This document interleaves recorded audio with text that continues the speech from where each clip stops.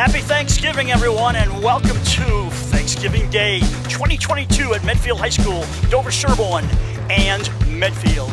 I'm here, Bruce Glazer, with Dan Bennett, and we're about to bring you what is the last game of the season for both teams, Dan, and a beautiful, beautiful football day. And really, Thanksgiving can come back a lot of ways, freezing cold or a beautiful day like today. And I go back to that 4-degree day many years ago. I never forgot it, and I figure anything's better. We now pause for our national anthem.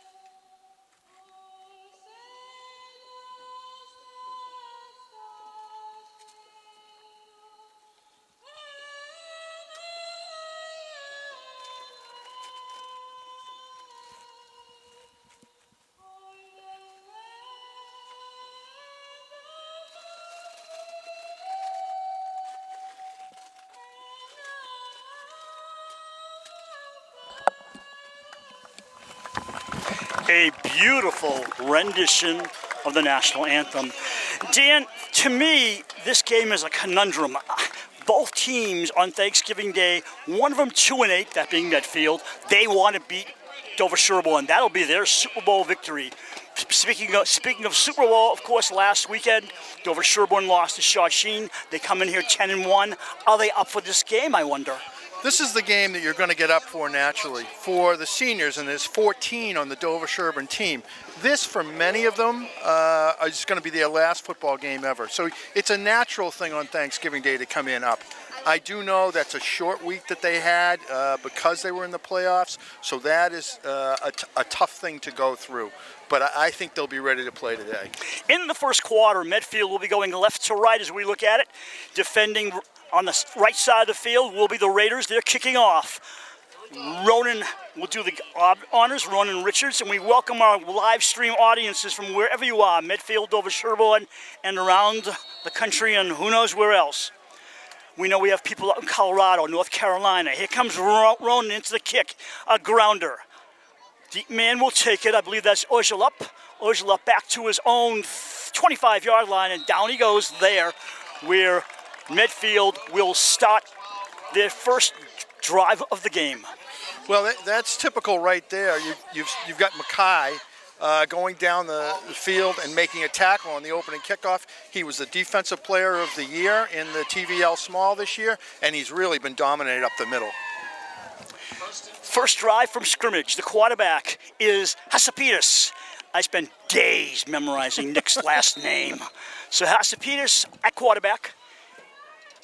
He's in a shotgun to start the game. Long count, motion by McCormick. Screen to McCormick, left side. He's going nowhere except for a loss of about 5. That's a tough play to run against Dover-Sherborn because they do so much blitzing. You want to get the ball outside like that, but at the same time, they're playing man-to-man coverage on defense for the most part. So you can't run off the outside linebacker because he is playing man-to-man.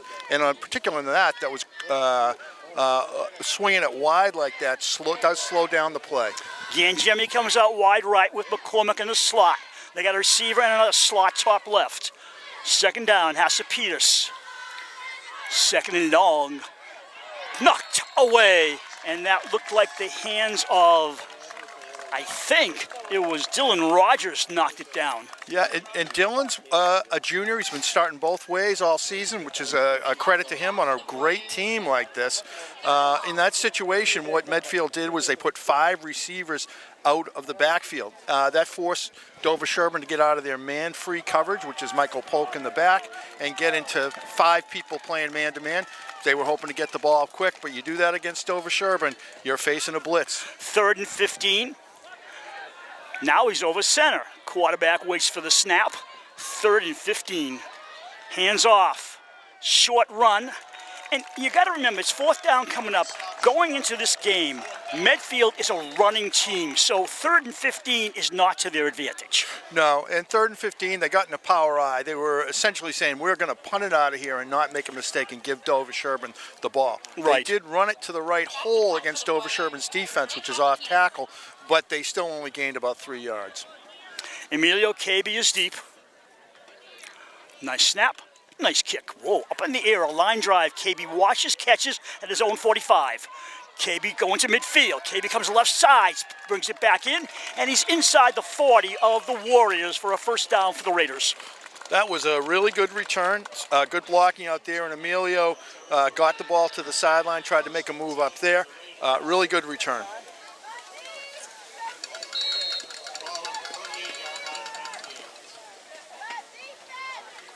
Moving right to left.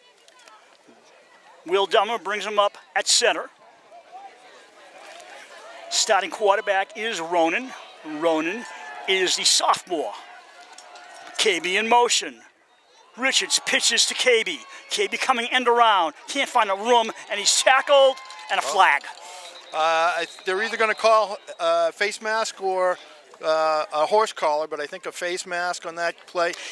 That's a different type of play for Dover-Sherborn. Michael Polk is usually running the ball. When they want to get wide and get Emilio KB the ball, that they bring him in motion like that because he's a slot receiver on this year's team.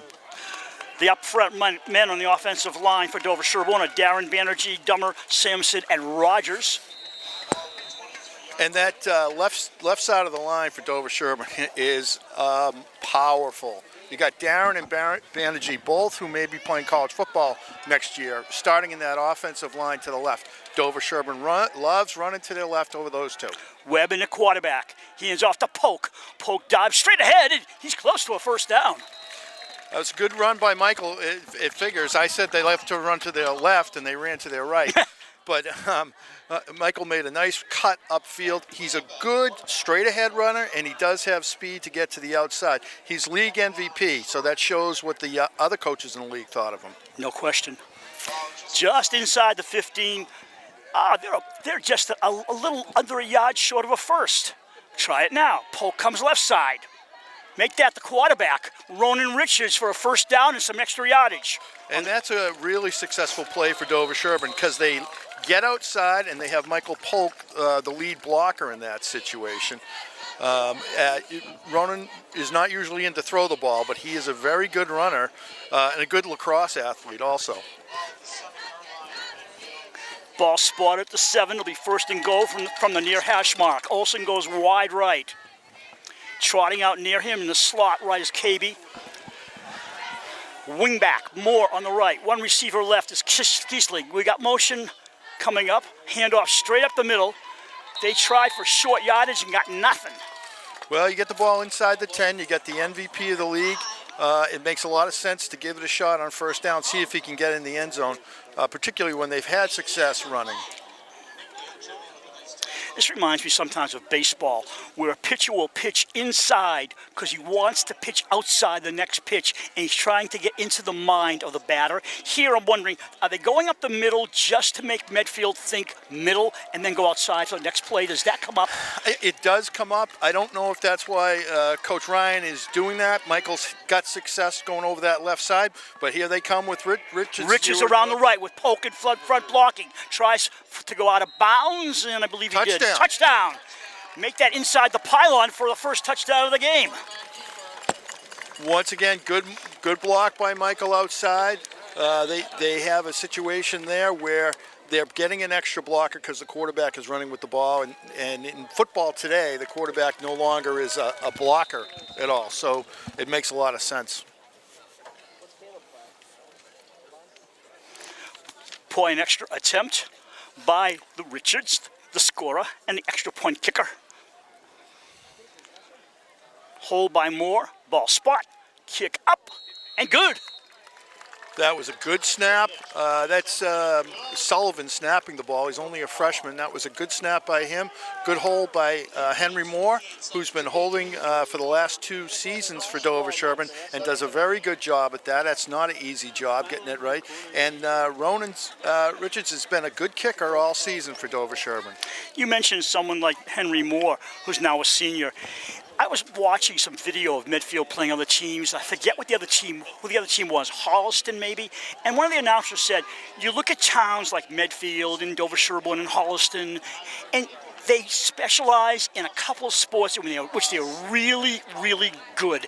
And you see Dover-Sherborn, years ago, if you remember, Medfield and Dover-Sherborn played at Thanksgiving. It was a slaughter. Medfield would always win. Now it's turned around the last few years. Yeah, for the first time ever, Dover-Sherborn's had 5 winning seasons in a row. The most they ever had before this was 2 winning seasons in a row. So you see how with Coach Ryan running the program, it's really turned around.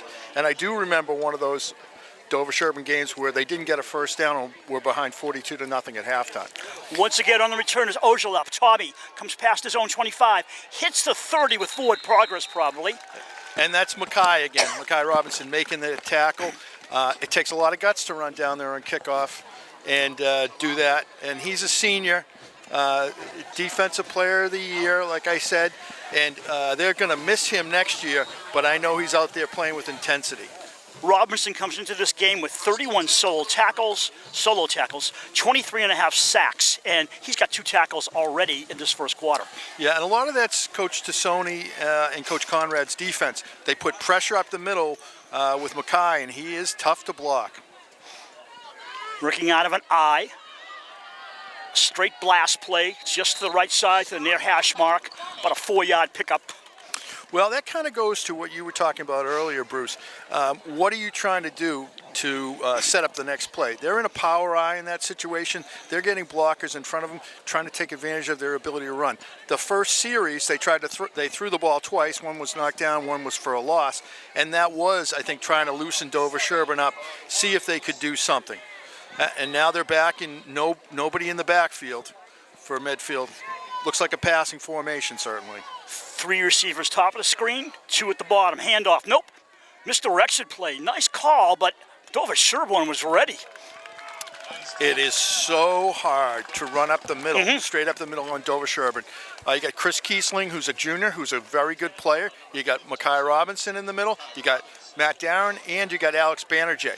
Darren was offensive lineman of the year, and boy, those are 2 big seniors in the middle with a lot of experience. Both of them starters on last year's team. From the near hash, it's 3rd and close to 6. 7:26 to go in the quarter. Dover-Sherborn scoring first, 7-0 lead. Over center, Hasapitas. Hands off again, coming right side. This would be McCormick. He reached the 35. He's almost 5 yards short of the first. Okay, so they ran the ball 3 times that time. Twice out of the power eye to Dover-Sherborn's left side, running away from Olson in that situation in that last play. Now Olson's on the left side. They didn't get much success out of it, and if you look, Dover-Sherborn's got all 11 guys within 10 yards of the ball. Nice punt, step up, kick.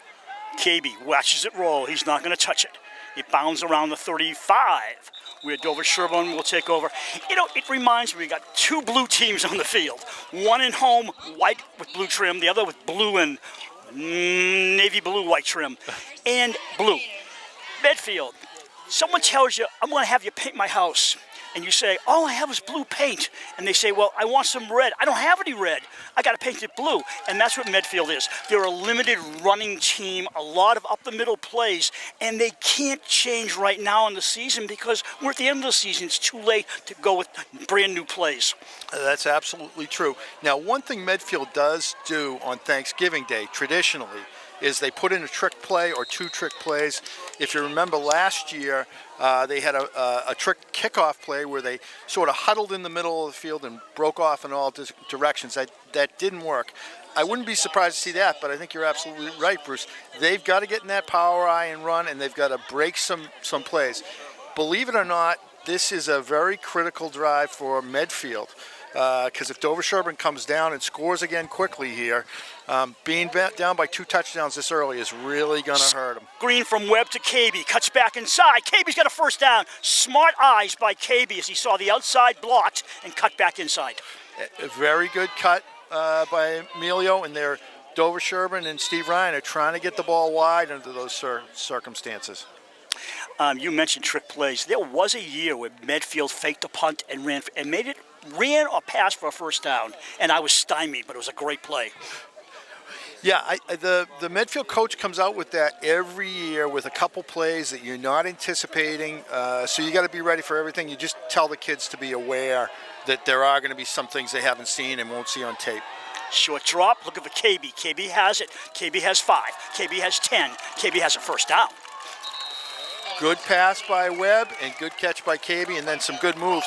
And also, if you see, which is a little different than last week, they had great pass protection there to give Webb a chance to look downfield and throw it wide to KB. KB had 33 catches coming into this game. He's got at least 2 more, and that's a successful year for the junior. Absolutely, and they've got good receivers coming back next year, Kiesling, Olsen, and KB. What they are going to be missing is Henry Moore, who's a tremendous competitor. And the running back. Keeper for Ronan. Richards comes around. He's tripped up. Heads up play by number 21, Case Coughlin. Okay, so what Dover-Sherborn did there was they tried to spread Medfield out. They had no one in the backfield, 5 receivers wide. They put Michael Polk outside there. It looked to me as if Ronan broke that play wide, thinking he was going to get outside on Medfield. But what had happened is when Dover-Sherborn spread out, Medfield spread out, and their players were there also. 4:50 to go in the quarter. Second and about 7. Ronan calls it out. I'm sorry, that's Webb back in.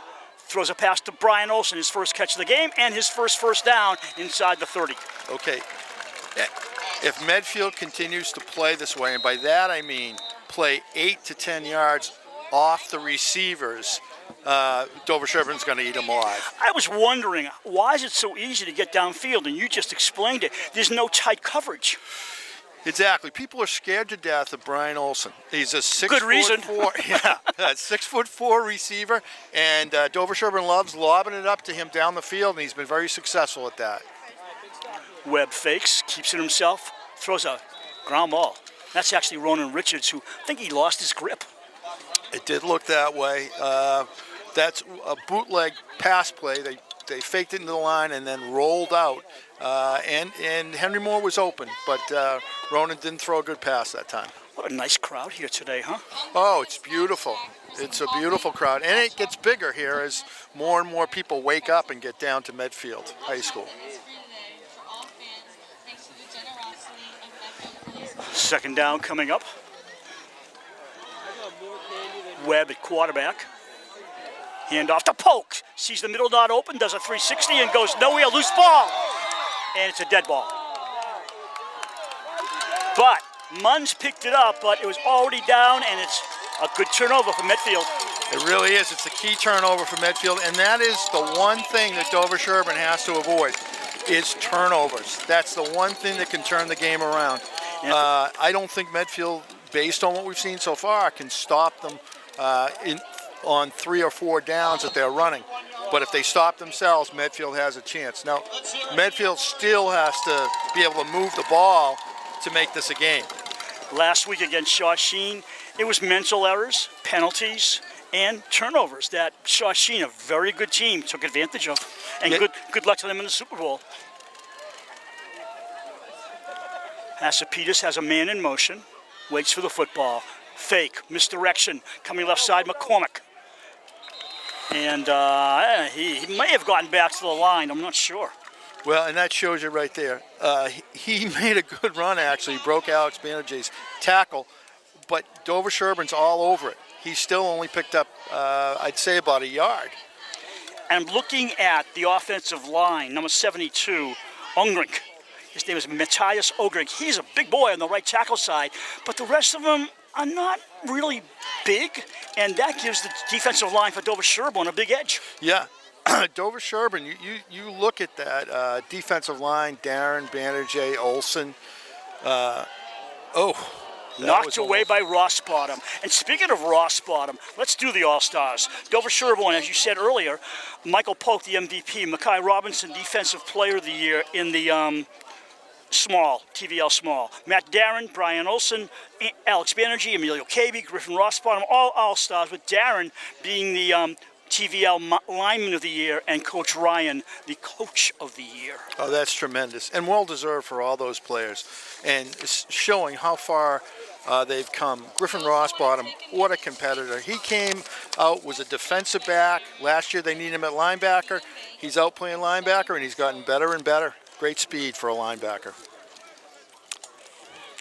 Big play coming up for Medfield. Quarterback has it. Looks right side. Got his man, Gangemi. Gangemi with a first, I think. He's close to the marker. He's at the 41-yard line. They're moving the chains. So what do you do when you graduated Johnny Bennett last year, Michael Polk this year, and you got to find a new running back for Dover-Sherborn? Can you do it every year? No, I don't think you can do it every year, but I think what happens is you get a winning tradition that Dover-Sherborn has right now, and you get good athletes that want to come out to play, and when you have good athletes, one of them rises to the top. And they stop going to private schools because they see their public school doing a great job in football, and that means a lot. Oh, yeah, absolutely.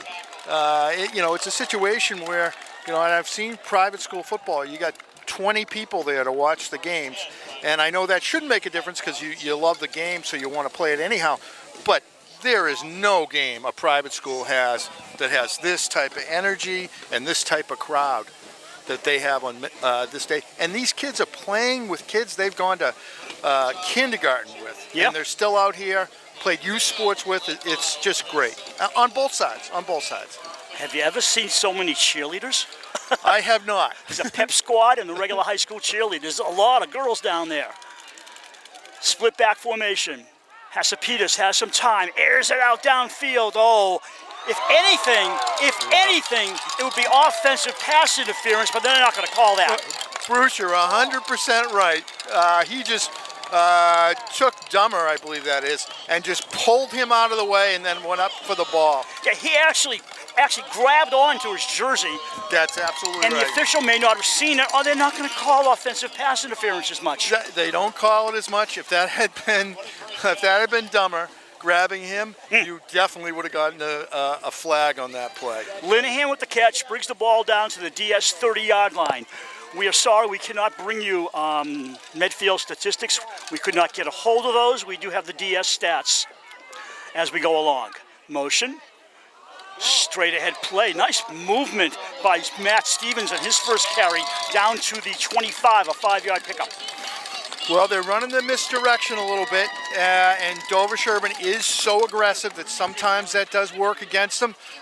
You can't replace that aggressiveness, though. It's key on defense, and Dover-Sherborn's had a great defense all year. But there are some plays where you run counteraction like that, and they do pick up some yardage, and that was a very good run by the Medfield running back. Hasapitas stands 5 yards back in the gun. Motion by McCormick. Fake handoff, he's keeping it himself. Right up the middle for nothing. Tri-Valley League All-Stars for Medfield in the large division. First team, Aiden Menard, Nick Gangemi, and honorable mention, Tommy Ojalop. Yeah, now, And those kids should all be proud of what they accomplished. But that is one of Medfield's problems right now. They only have 4 seniors. That shows that's going to be helpful next year when all these sophomores and juniors have played. But with only 4 seniors out there, you're not going to have that list of all-stars like Dover-Sherborn had. So we've played a quarter. Dover-Sherborn leads 7-0. Record coming in here on Thanksgiving. Medfield has 31 wins to Dover-Sherborn's 19 with 5 ties. But that shows how years ago Medfield always dominated the Raiders. Right. When the series started, people didn't think it should be a Dover-Sherborn Medfield game for Thanksgiving. They thought Dover-Sherborn would never be able to compete with Medfield. Medfield had a player called Huck Finn, who was an all-state Excuse me? Huck Finn. Really? Yes, Huck Finn. I mean, that was a nickname, but Huck Finn. I hope so. Who was an all-state player and went on to play in college, and he just ate Dover-Sherborn alive back then in the 60s. And then it all started to turn around in the early 70s with those Harry Rose teams, one of which 1970 won a league championship. It's been much closer since then, but there have been some runs by Medfield which have been dominant. Do you remember a few years ago, maybe your son was a sophomore maybe, you could line the entire sideline with Medfield players. Now you can't. Right, and that was a senior-dominated team. Dover-Sherborn had won the year before, and those Medfield kids were coming ready to play that day. From the far hash mark, Dover-Sherborn ball. Make that Medfield ball. Catch, no, dropped. I took my eyes away from the play and saw blue on blue, and I forgot who had the ball. Well, I think that's all right. We got it by the end of the play. And the Medfield player did beat Dummer deep on that play, but it was turned around. He came back and made a really good play on the ball and broke up the pass. Nick Hasapitas, their quarterback, is 5'9" coming into the season, 155. He's a junior. He also plays defensive back. He lines up in the gun, has 2 receivers left, 2 to the right. Foul hash mark, 4th down, they're going for it. Can't blame them, nothing to lose. Right over the middle, blocked. That's that big, dominant Dover-Sherborn front. Medfield's taking a chance by spreading all 5 guys out. You're not having a back in there to pick up, or 2 backs.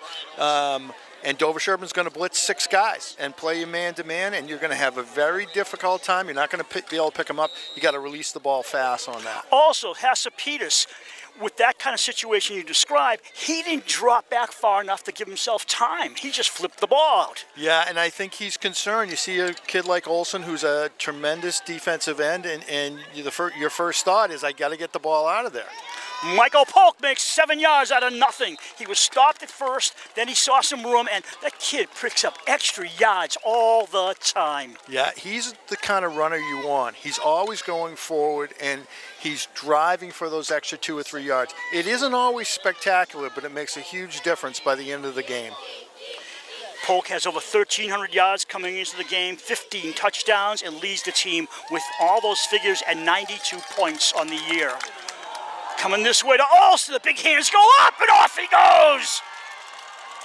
Brian Olsen with a 67-yard catch and touchdown. And they had great protection again for Garrett Webb, and that is why Medfield is playing 7-8 yards off the ball, because they are threatened by Brian Olsen and Emilio Cabe, but in particular Brian Olsen. The Medfield player didn't have bad coverage, but you had Brian, who's a really good athlete, great basketball player, knows to go up for the ball and get it, and then he's tough to tackle. Also an excellent baseball player. That's right. That's right. I think that's maybe his best sport. You show how good he is at baseball when you see how good he is at football. Kick by Richards. Whoa, off to the left. Did that go in? Yes, just inside the crossbar. Upright. Now, just going back to the cold day you were talking about that day, Bruce. It was so cold, and I know people are going to think I'm making this up. The ball actually exploded. when it was kicked by Harry Dummer's older brother, Drew. And it did get through the uprights, but at the banquet, Coach Ryan gave Drew the ball as a souvenir, the blown-up ball. And I've been watching football. My father was a football coach. I've been watching football for 59 of my 60 years, and I have never seen that on TV or anywhere else. I just found out that somebody else was younger than me. Well, I am personally looking forward to starting getting some senior discounts. Oh.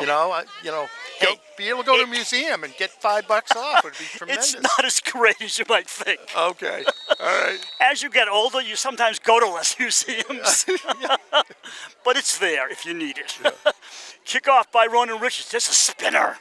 Ozilop again for the third time, brings it upfield. He's a good runner. Cuts outside at the 30, tries to bring it past the 30, and just gets to the 32. 1st and 10, Medfield. Yeah, that was a good run back. One thing about kickoffs, though, that you got to kind of keep in your mind, and they are different than punts. Kickoffs, you want to go more north and south because the players are coming down in lanes. If you start to go left and right before you get through that first wall of players, everybody's getting an angle on you. Whereas with punts, they're coming out of an enclosed area. You get through there, make some cut. You can make cuts and get to the outside because they're not spread out like they are in kickoffs. From the far side of the field, 11:04 to go in the quarter. Medfield has to get some points on the board before halftime, so they feel good. Screen. Giangemi breaks forward. Giangemi has 5. Giangemi has 8. Nice run by the big tight end, wide receiver. That was great. That shows intensity. Medfield still playing hard here. They had some success moving the ball down the field. In football, generally, except for the New England Patriots, is a point where certain players start to give up. You don't see that at all with Medfield right now. They're playing hard. And if you think it can't happen in the second quarter, it certainly can when a team's been down all season. But these Medfield kids are playing hard. Giangemi 6'4" and 210, similar to Olsen's numbers from Dover-Sherborn. They are. They have them out at a slot position. McCormick for the first down. That was a very good cut by McCormick.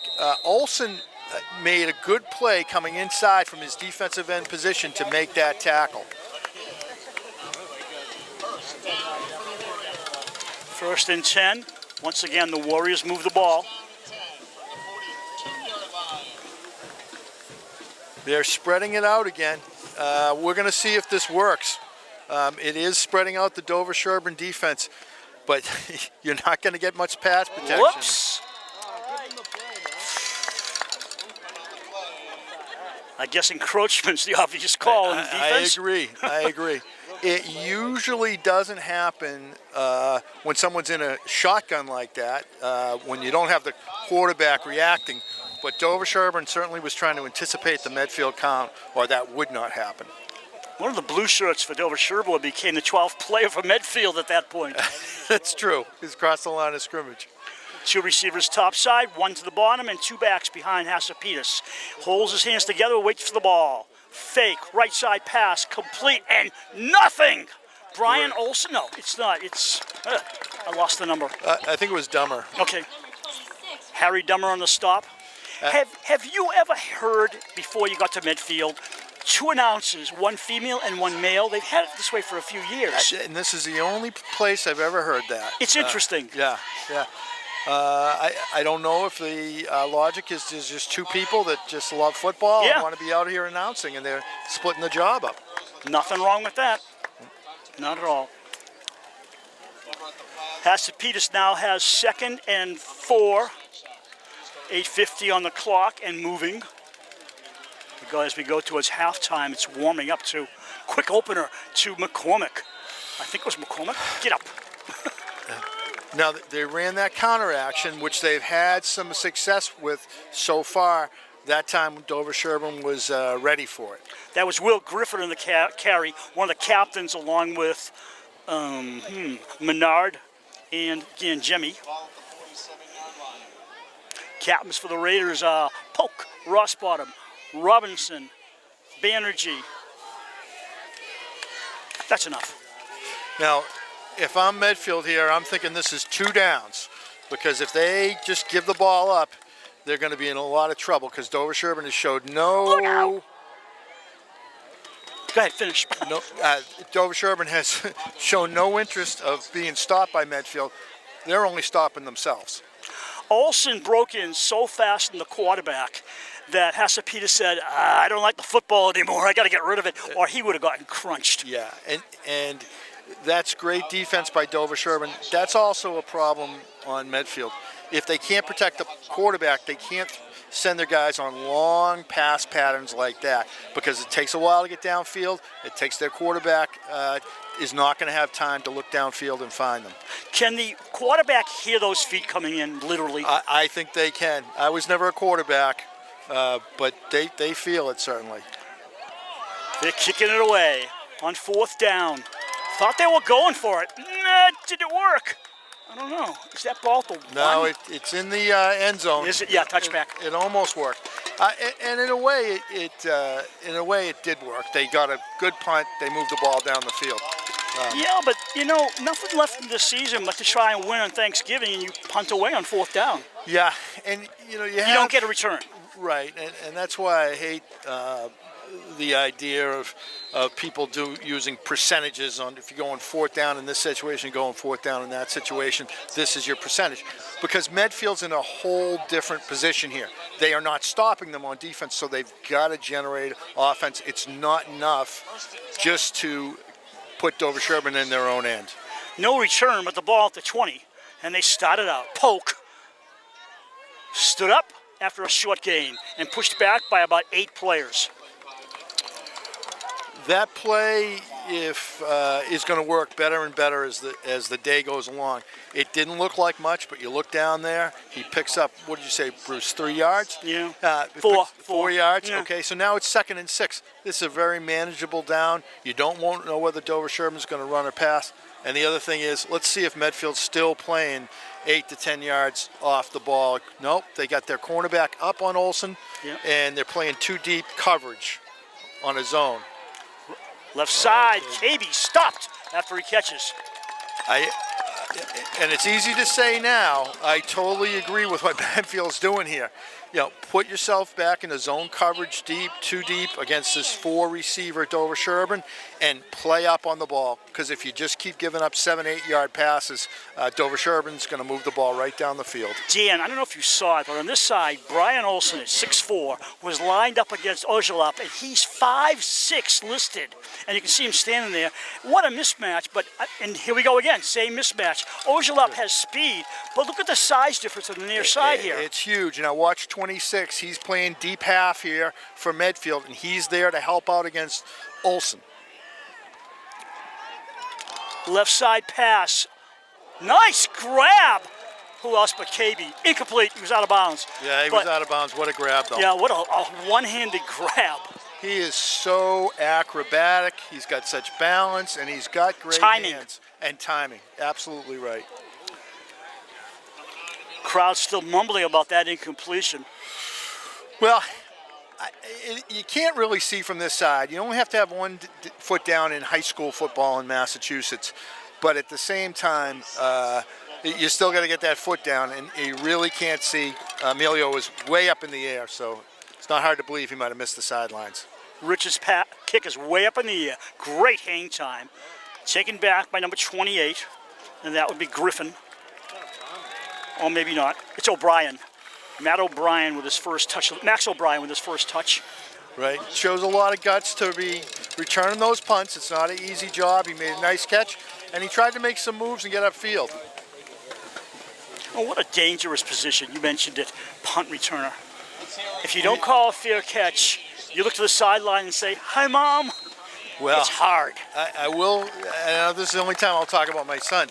He went 3 years and only called for 1 fair catch in 3 years, and myself and the other coaches were screaming at him that at a certain point it's just a crazy decision not to fair catch. Well said. Hasapita standing way back from his line. 6:08 to go in the half. His team down 14-0. Pitch. We're going to have a pass play. All the way downfield, open, Jimmy. Great catch! That was a great catch.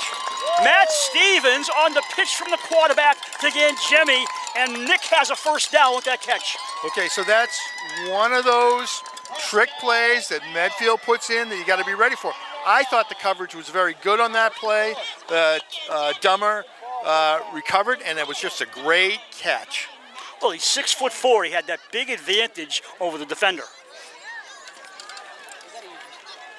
Best drive of the game so far for the Warriors. 1st and 10 at the 20. Handoff to McCormick. Maybe a yard. Okay, so now if you're watching that power eye, you've got 2 lead blockers from the backfield, and they're running behind their 2 large players. Kenjemi, and I don't know what number 72's name is, the right tackle. Ogrig. He's big. They're running behind 2 big guys, putting 2 people in front of them, and just trying to bull their way through.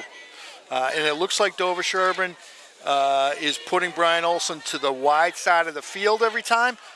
So I think that's one of the reasons that Medfield's running back into the boundary. Going for the full boat, overthrown. Okay, so I don't know if Griffin Rossbottom was supposed to have coverage deep, but he certainly helped out on that play and made it difficult to get the ball in there. Another problem they sometimes have, we mentioned offensive pass interference not called very much. When a ball is uncatchable, sometimes they'll still call defensive pass interference. And, it's something to think about. But they make an immediate call, and then they realize, oh my gosh, was that ball overthrown by a lot? And they don't bring it back. Right, and that's... these referees are going to make mistakes, just like the coaches make mistakes, just like we're going to make mistakes, and you just got to live with that and know that that's part of football. Hasapitas over the middle, intended for 42 Stevens. Okay, he had an opportunity there. There was an open receiver. When Dover-Sherborn is playing man-to-man like they are, one deep zone, cover 1 deep, what ends up happening is slant plays do work against you. I do want to say Hasapitas is not known as a long ball passer, so that 3rd down play where he overthrew everybody, including Rossbottom on defense, it was almost a wasted play for them. Oh, no, it was second down. So because now they're on 4th down and they got a ways to go, 8 yards. That's right. And now Dover-Sherborn knows they can give up a 4 or 5 yard pass, and they know it's going to be very difficult to run for a first down under these circumstances. Hasapitas going all the way to the end zone. He caught it, but is he out of bounds? Nice catch, but I thought he's beyond the end line. I think they're talking that out right now. They're talking it out right now. That's it. You got a foot in. Touchdown.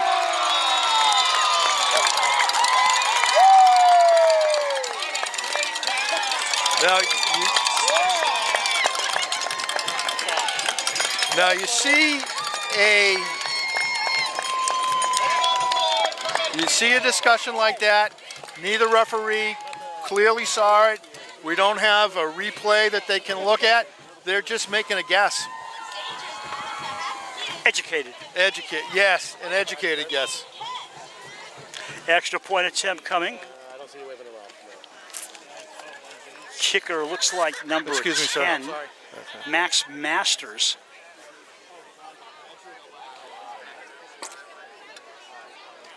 Max Masters, doesn't that sound like a cowboy of the Old West? It does. Part of the Hole in the Wall gang out in Wyoming with Butch Cassidy and the Sundance Kid. Our guy over there said it was a good touchdown. Oh, well, we just got some input. Do you want to give that in, Bruce? They're faking. 2 points, nothing. Cam Crandall. Yeah. Cam is our Instagram producer, and he has never been wrong on something he sees on the sideline. And if he says it's a good catch for a touchdown, then you know it was. Well, I think that's a tremendous and actually a credit to the educated guess, because you certainly don't want, even if you're a Dover-Sherborn fan, you certainly don't want the game to be potentially decided on a bad call.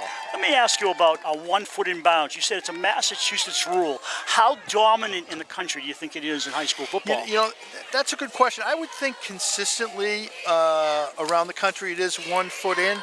The the reason why I hesitated on that is, geez, all 50 states. Yeah, There could be some states that say 2 feet like the NFL, because the states do have their own football rules, their own football associations based on the coaches, and they make different decisions. For instance, the length of the quarters varies. They're anywhere from 12 up to 15-minute quarters. 15? Seriously? Yeah, 15-minute quarters in the high schools. KB is back deep, along with, I believe it's Henry Moore. KB's averaging 18 yards on the returns, which is very good. Very Yes, good. he is. He's a very elusive runner, makes nice moves out there. And like I said, with Henry and Emilio back there, they got to have a lot of courage. Hasapitas, deep ground ball to Henry. Moore picks it up. Hands off. No, he fakes the handoff. Nice fake. Moore coming this way to the 30. Moore outside the 40. Moore to the 45, to the 50. He's got room inside the 40, down to the 35. He's not down yet. To the 25, and he goes out of bounds at the 27. What a great run by Henry Moore. It was a very clever, good call by the Dover-Sherborn coaching staff to run that fake, because they are looking for Emilio, because he's done such a good job returning the kicks. Now, Henry is not known for his speed, but you saw how tough he was, and he wasn't quitting, and that's sometimes it's a heck of a lot more important than speed is. Ball spotted on the 29.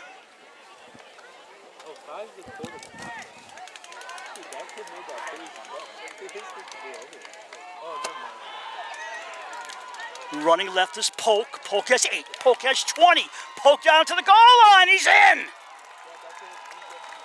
First down run in the end zone. That is a huge touchdown. You wouldn't necessarily think it was, because Dover-Sherborn was still ahead 14-6 at that point. But Medfield did such a great job. They made a big play on 4th down to get a touchdown. They were back in the game, and between the Henry Moore return and the Michael Polk really hard run for a touchdown, it takes any momentum away. 16 touchdowns on the year for Polk. 98 points now. Moore the holder. Ronan Riches, the sophomore, will do the honors for the EP. Looks good to me. 21-6, Dover-Sherborn, as we have 4:15 to go in the half. Is that a backbreaker?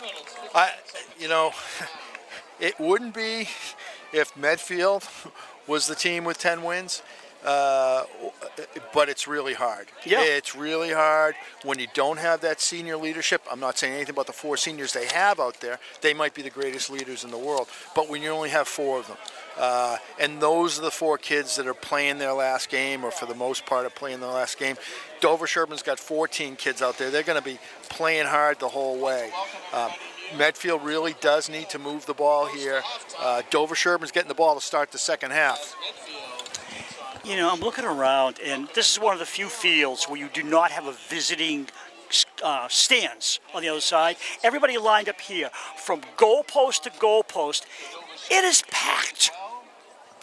I'm going to say, estimate, there's a couple thousand people here, which is not usual for a Dover-Sherborn football game, but it's so exciting for the kids. To look up there and see that they're playing in a noisy crowd. Fake handoff by Griffin, and he brings it up to his own 33-yard line. That reminds me of another question. Fake handoff. Okay, that can stop the defensive team. Sometimes you see a kickoff fumbled by the return man, and that throws the defense off because they're coming one way. The ball stops because it's fumbled. Yep. And what happens? Well, I think what happens is they forget their lanes. They forget that they're supposed to be coming down there like train tracks, all pointed towards the person who's recovering. They get out, and all of a sudden that's creating a hole. And they also get out of sync as far as they're not. Some of them are hesitating, some of them are going harder, and you're creating natural holes out there. And that's my opinion about why the fumbled kickoffs sometimes do that. Hasapitas sends McCormick in motion. Hands off right side of Stevens. Stevens for 4. Right behind those 2 big horses over there on the right side for Medfield.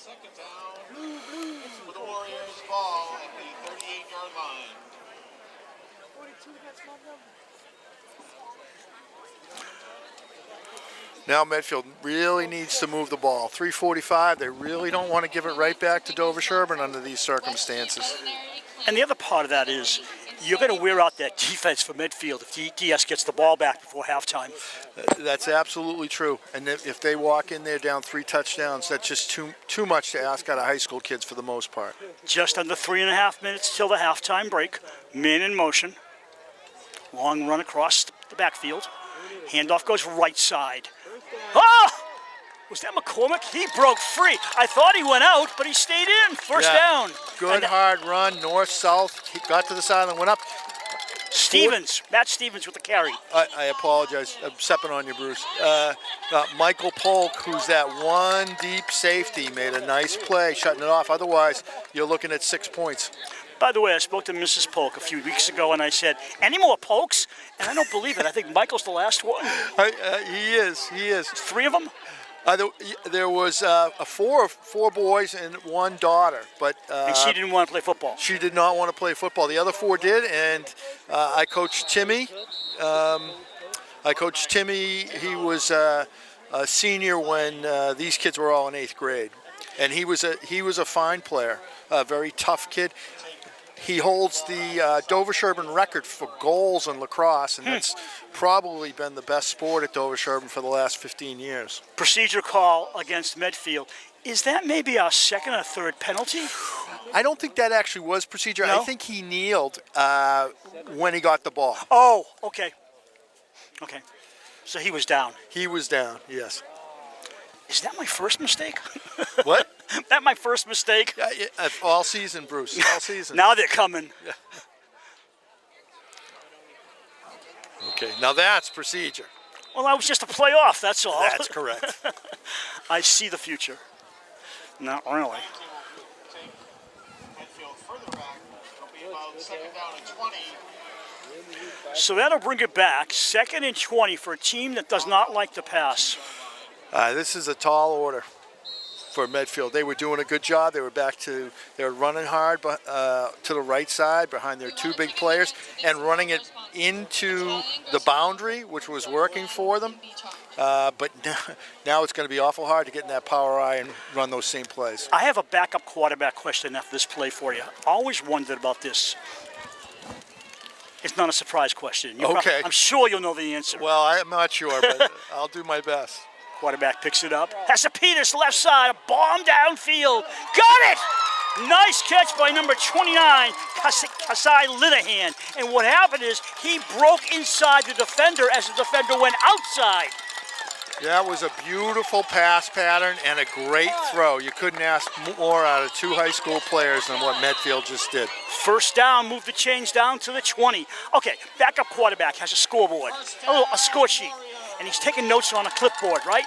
What is the backup quarterback writing down? Its tendencies or what? Well, I think he's generally writing down what play was run and what the success of that play was, so that the situation is that when the coach goes in at halftime, usually you can look and say, oh, these 4 plays ran well, these are 4 plays of what was successul, and this is what we're going to go back to in the second half. A running score.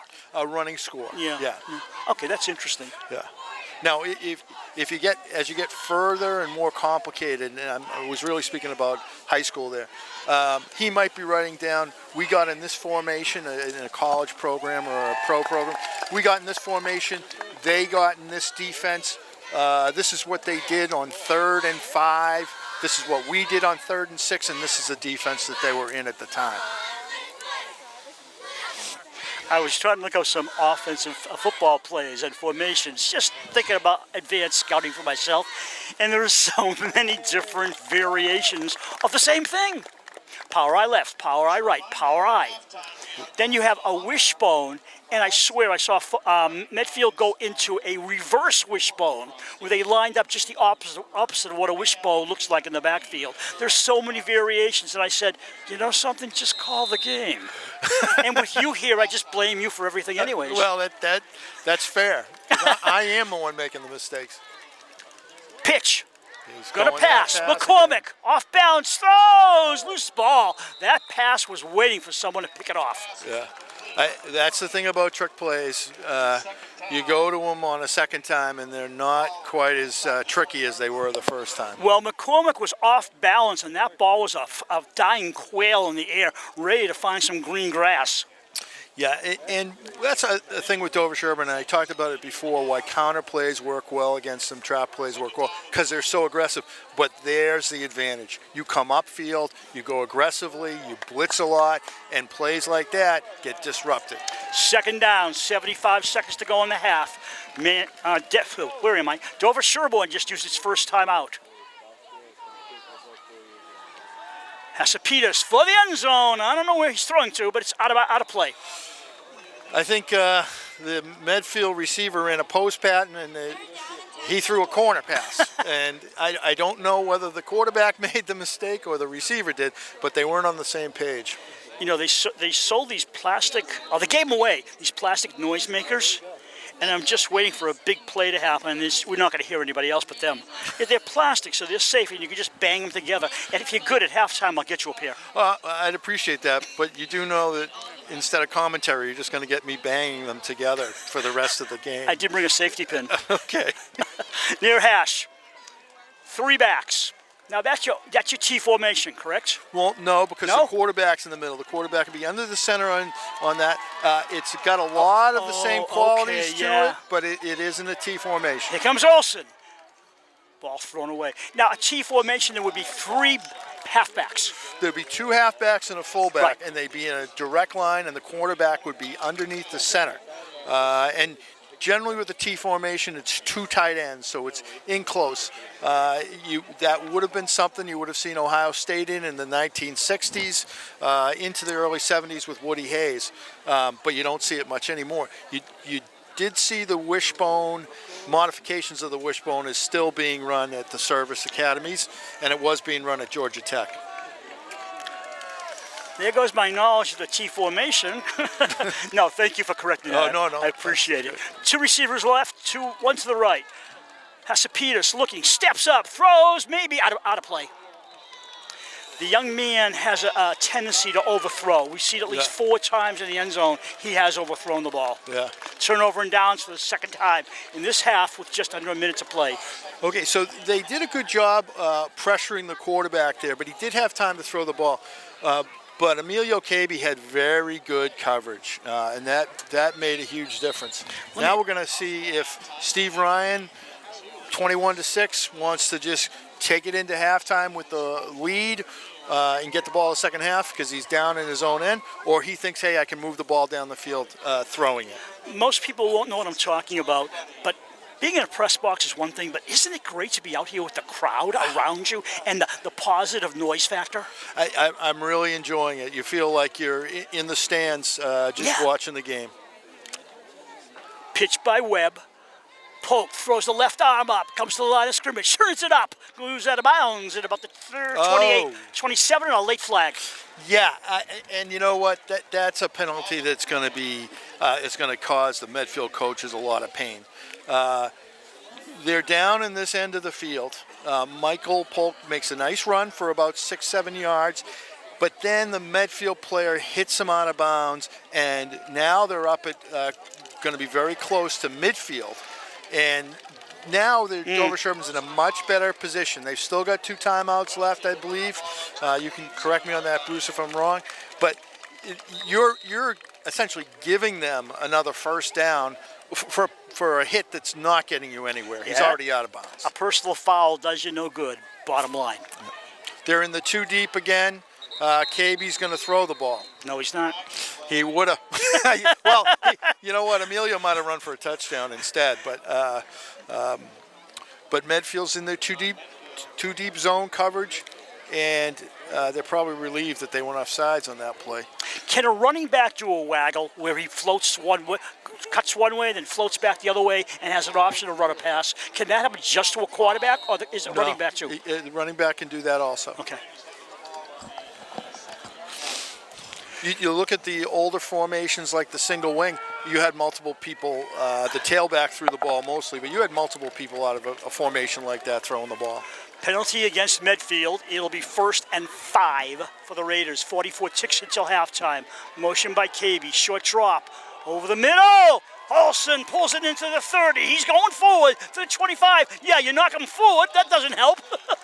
No. And Medfield player on the tackle moved him forward. They're going with a no huddle. And the defense better set up quickly. They got to move the chains before anything happens. Officials timeout. Nope. Dover-Sherborn. Oh, What? What's he? Medfield called the timeout. They Well, just must have felt they weren't going to be adjusted and that Dover-Sherborn was going to get down the field on them. The head official pointed one way then the other. Yeah, but that's it is a correct. Medfield timeout. Yeah. I mean, Well- I got to say, I learn a lot just listening to you, and it's great because football is the most complicated sport. It's got a lot of rules to it, and it's been around for well over 100 years. I think it was 1868 maybe when the game started. And so a lot of things have happened, and there's been a lot of changes on the time.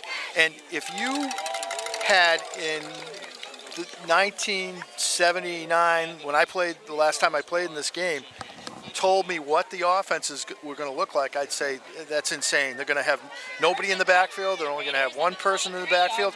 You just didn't. They're going to be spread out and throwing the ball like this. You wouldn't have believed it. And that's how football changes and evolves. Now, correct me if I'm wrong. Is a false start, illegal procedure, illegal motion, the same thing? It's 5 yards. It's different actions by each person. A false start will be they're starting before the play gets going. Illegal procedure will be usually they're making a motion in some different way. There's Katie. KB up in the air for 1st and goal. That was a great catch, and that's Emilio's strength. Getting down the field, getting up in the air. He's not 6'4" like Brian is, but he gets up in the air far enough that it's like he's 6'4". False start. Do we cover that? False start is one of the players has made motion, and it's an offensive lineman. Usually, before the ball is snapped, illegal procedure. You have more than one person in motion might be the call because you can only have one person in motion once you get set like that.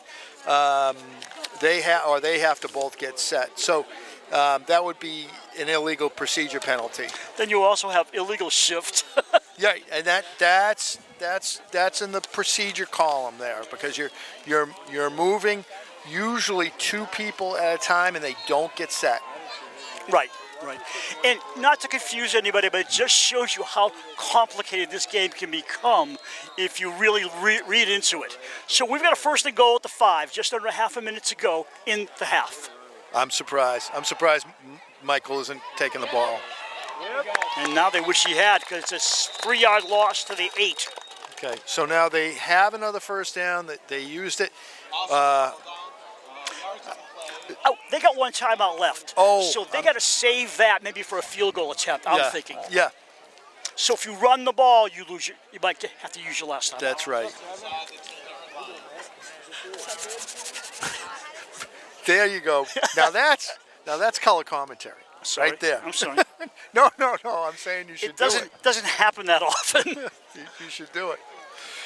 Now Steve Ryan's in that huddle right now, telling him what he's going to run. You look over there.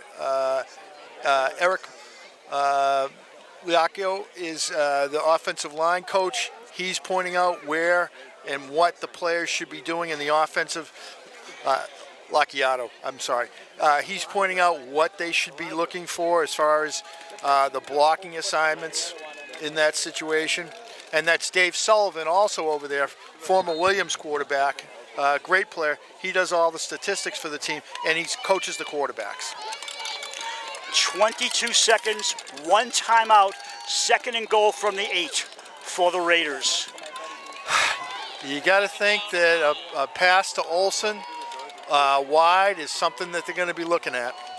Garrett Webb with the football, fakes left, goes straight ahead to the end zone. Oh, Kiesling had it in his fingertips and couldn't hold on. That was a really good call. You have Emilio going wide, He drew his man with him, and also the two deep zone coverage, drew him out of the middle of the field. There was only a linebacker there covering Chris Kiesling, and it just didn't work out.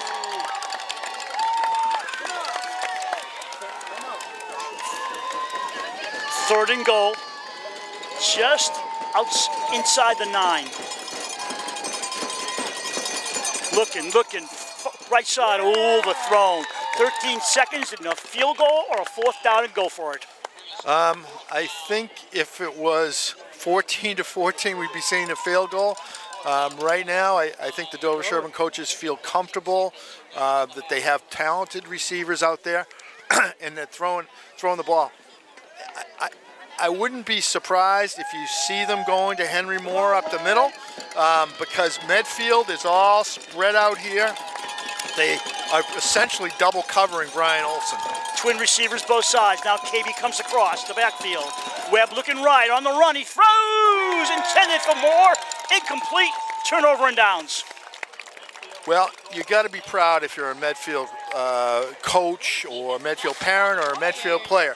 That would have been very easy to give up in that situation and go down 28-6. Instead, they're still in the ball game at 21-6. Being down 2 scores for them is not insurmountable. Being down 3 scores with the way they move the ball, it's a tall order. And now I think they'll just kneel. Absolutely. 9 seconds to go on the clock.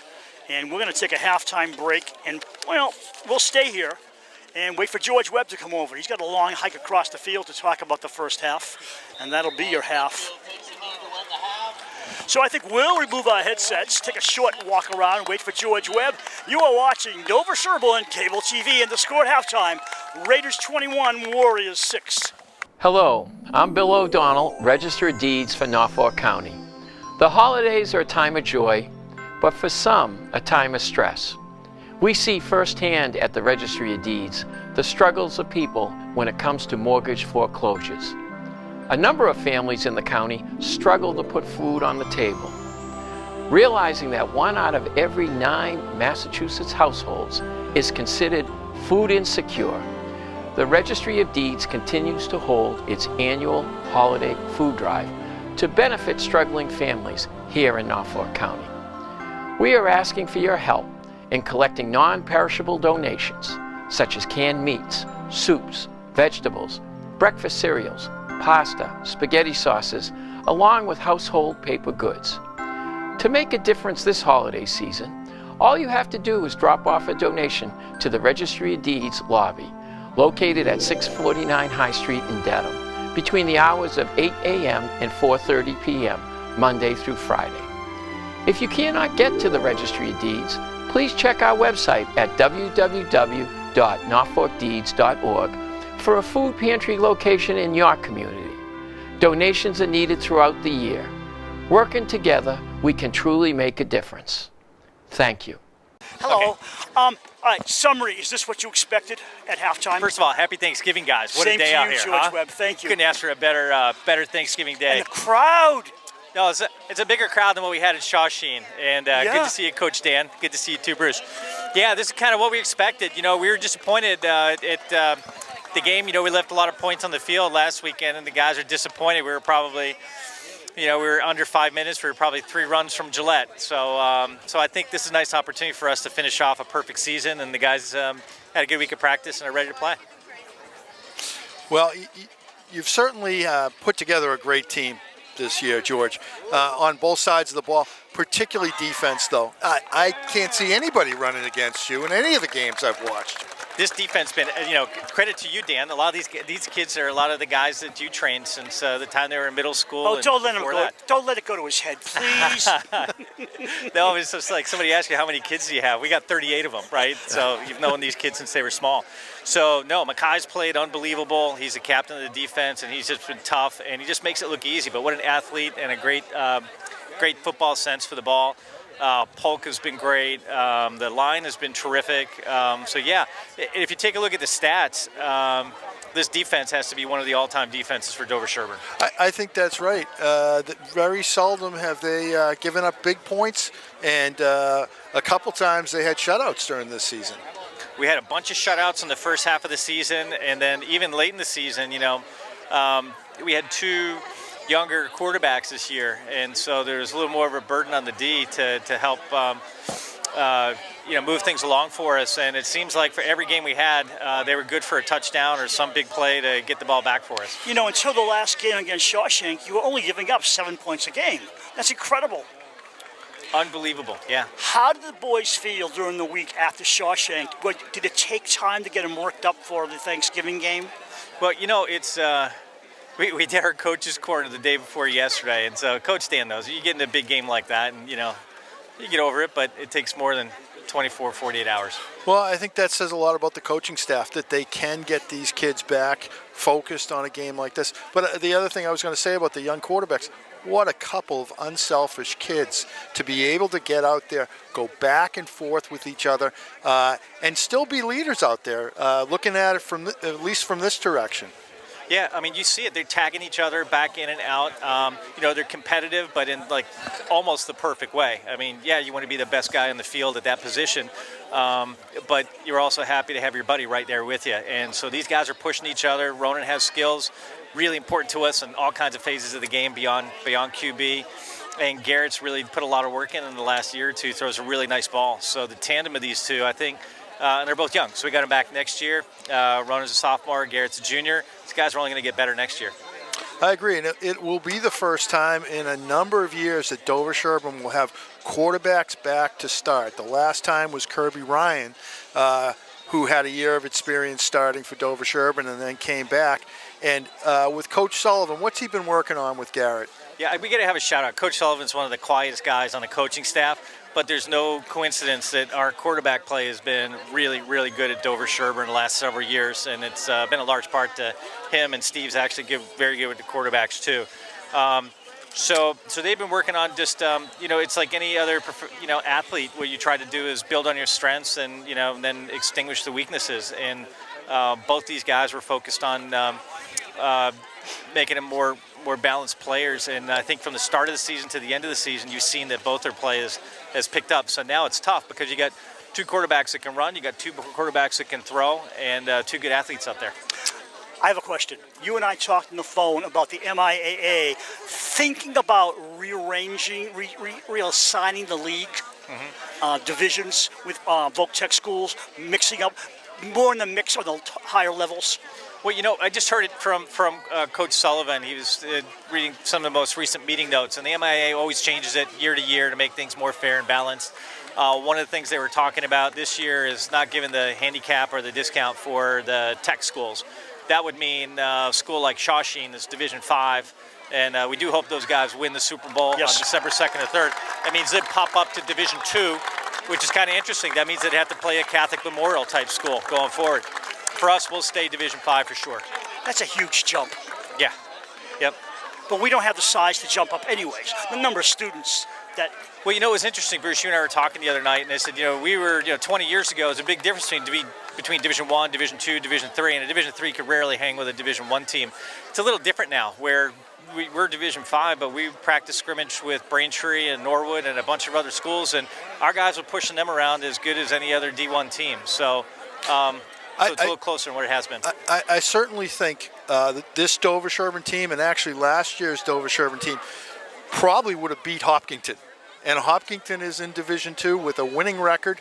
They didn't get in the playoffs, but they were a playoff caliber team, and that really shows you. What you're saying is exactly right, George. The quality of the athletes at the good football schools is universal. Really important. And those schools and those towns have good middle school programs. So we were able to bring the middle school program back this year under Coach Mosier, and we're excited about that. I think I really appreciate Rob doing that. It does make a difference down the line. You get kids who love football, who learn good fundamentals, and it'll keep this going. And there's no reason this should stop because we got good juniors and good sophomores coming back next year. So I think you got a lot going to see next year, George. One quickie. Do we have to wrap? The side effect is, as we said earlier on the air, is that you get kids now who don't want to go to private schools. They want to play Dover-Sherborn football. That's a blessing. Bruce, that's a really important point because at Dover, you have a lot of good athletes over the years would go get recruited to the private schools, and we still lose a kid every now and then. But we have 2 or 3 players that have had opportunities, and they've chosen to stay here at DS. So we're really proud of that, and that's what a winning football tradition does. It makes kids stick around. And now Steve's had 7 years, has had 8 years in head coach. The stats are just unbelievable. He's done a terrific job. So we've got a winning program. We want to keep that tradition up. Any closing remarks from you? No, just happy Thanksgiving to everybody. We really appreciate all the guys at Dover-Sherborn TV. You guys just don't produce things. You guys are actual fans, and the communication off camera has been terrific. So we really appreciate that. It's made a really exciting season for the kids, the fans, and the coaches. It's been a treat to have you every halftime. Thank you, sir, and have a great holiday. Thanks, guys. Happy Thanksgiving, George. everybody. Bye-bye. Bye.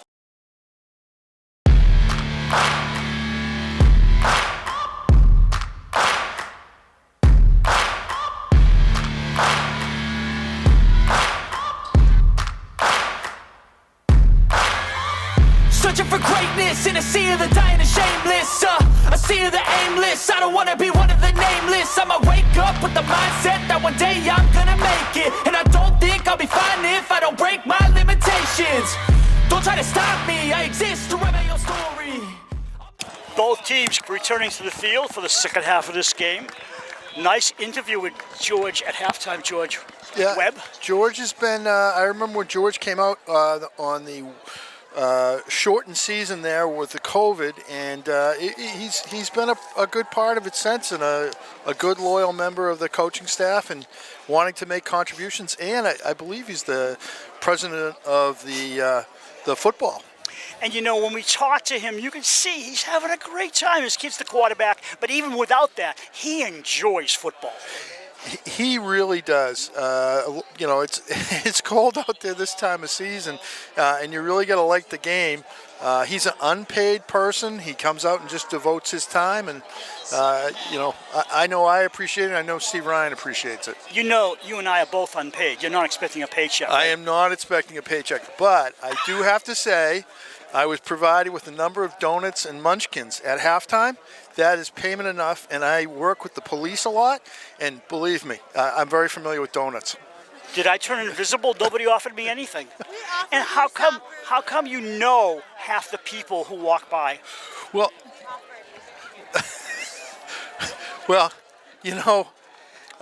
some people just can't get out of the town they grew up in. And I've been living in this town for Sherborn for 55 years, and it's almost invariable. It's not that big a town.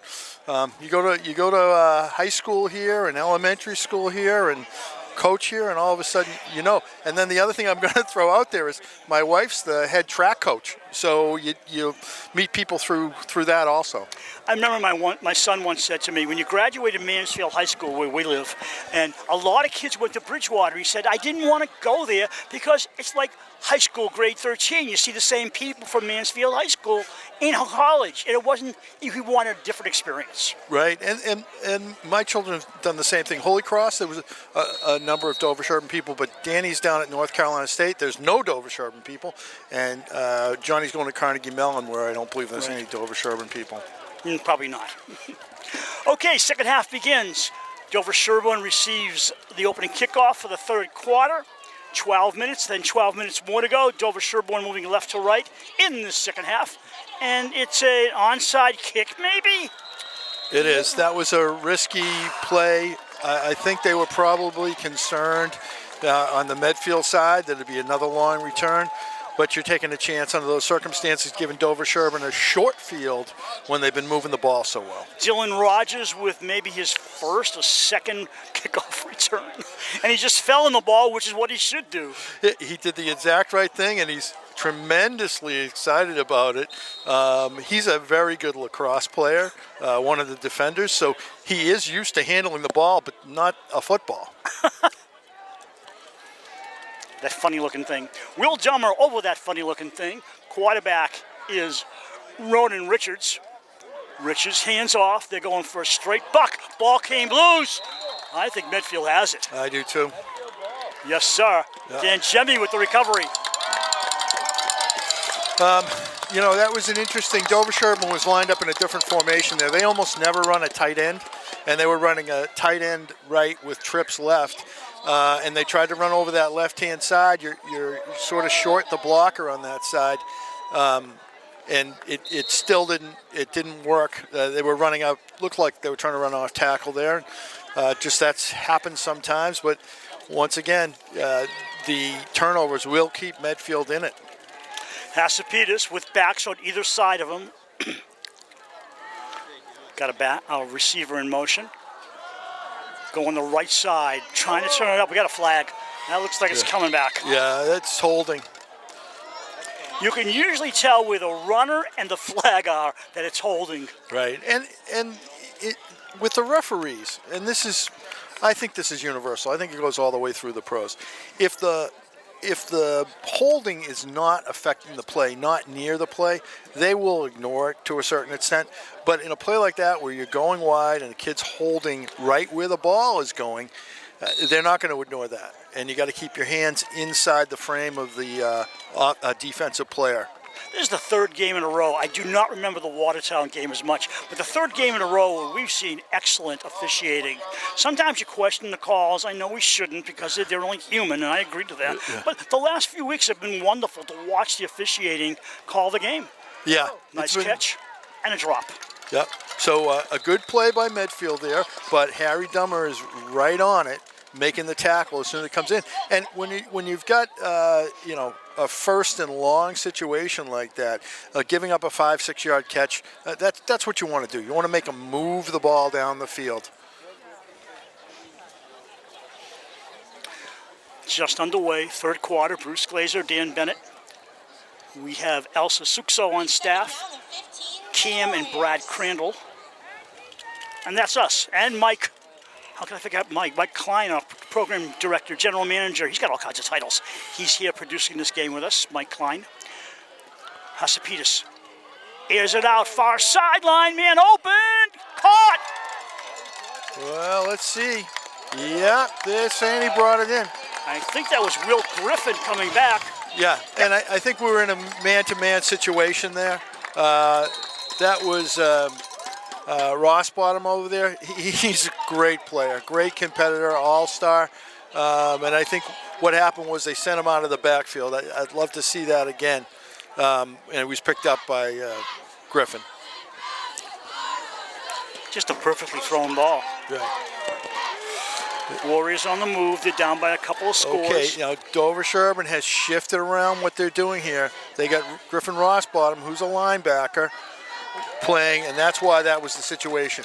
They have Griffin Rossbottom, who's a linebacker, playing like a cornerback out on the outside person there. Now, one thing that is going to do to you is take one of your best tacklers, you're an aggressive player, and put him over by the sidelines. But I think the decision's been made by Coach Conrad and Coach Tassoni that the way Medfield's going to get back in this game is throwing the ball down the sidelines. 2nd and 6. They must score here because it's getting more frustrating for Medfield. I agree, and that's the danger when you haven't had a successful season. You get frustrated. You think nothing's good going to happen. Hasapitas, man open. He's got a touchdown. Wow. That was a good catch, and it was good protection. Linehan on the score. The big key to that play was the Medfield quarterback didn't put his knee on the ground. It was a low snap. He got the ball, set up, and threw it. And it would have been, it would not have been unusual for the quarterback to make sure the ball didn't get past him on that snap and put his knee down. Short, successful drive as the injured player who caught the ball gets up slowly and comes to the sideline. He looks okay, just shaken up. That was a heck of a catch. That really was. Now,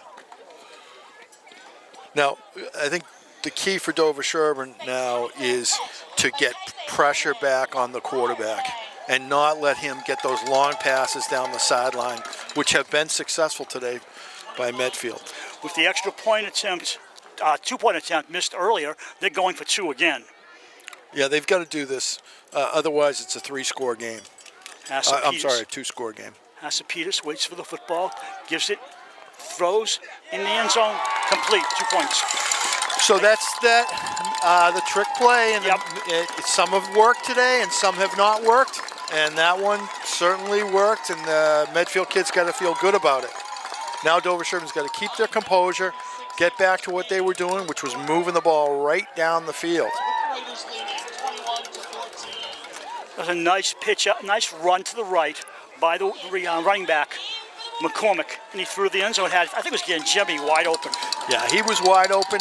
When you get down to that 2.5-yard line, the natural reaction is to leave your man and go up and try to stop the run, because you know you've only got 2.5 yards to keep him out of the end zone.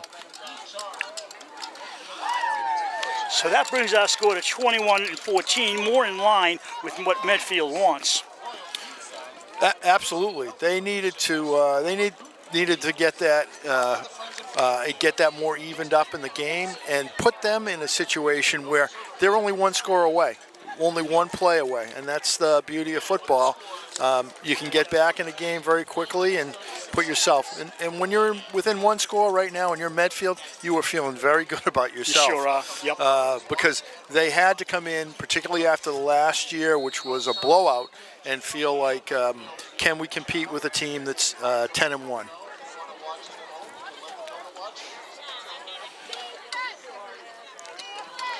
Irony, this is the final score of the Shawshank game. Shawshank 21 and DS 14. Now it's just reversed. It's DS 21, Medfield 14, which is much ado about nothing, really. Just thought I'd mention it. No. It's important. Now. Henry Moore is played by the football. Gets to the 15. Gets back to the 20, 25. Great Henry run goes by out Henry. of bounds around the 30. Foolish play by Medfield. That could have very easily been a 15-yard penalty. Now, it looked from here like it was going to go out of bounds, which would have brought the ball back to the 35 because it was a kickoff. But Henry recovered it and made a really nice run up the sideline. Is that one of those plays where the defense is coming in to stop the play and the return man misplays the ball for a second and throws them off? I think it is. Particularly with the way Henry was able to get up the sidelines. He has deceptive speed. It's really deceptive. But I'll tell you, he's a tough kid, and there's no one you'd rather have at slot back than Henry playing with his intensity, and he makes big plays. He makes big plays. He catches the ball well. He runs his patterns, and he's an unselfish player. He actually is a very good blocker, and he doesn't have a lot of size. He's also a lacrosse player, am I correct? He's a very good lacrosse player. He was a midi last year. He had a number of goals, and that Dover-Sherborn lacrosse team didn't get as far as they've been getting, which is a state championship, right. But they did get to the semifinal, and they only lost by 1 goal, knocked them out. But flag on the play. 2 flags on the play. Yeah, I think that was a block in the back by Dover-Sherborn. I don't know what the second flag is, though. Can it be a second flag for the same infraction? No, they're both 2 holding. You can throw a second flag, but you're only getting penalized once. Right. So that doesn't, unless it's something like unsportsmanlike conduct, that can be tacked on, because that can happen after the play is over. So you can get the 10-yard penalty during the play and then a 15-yard penalty afterwards.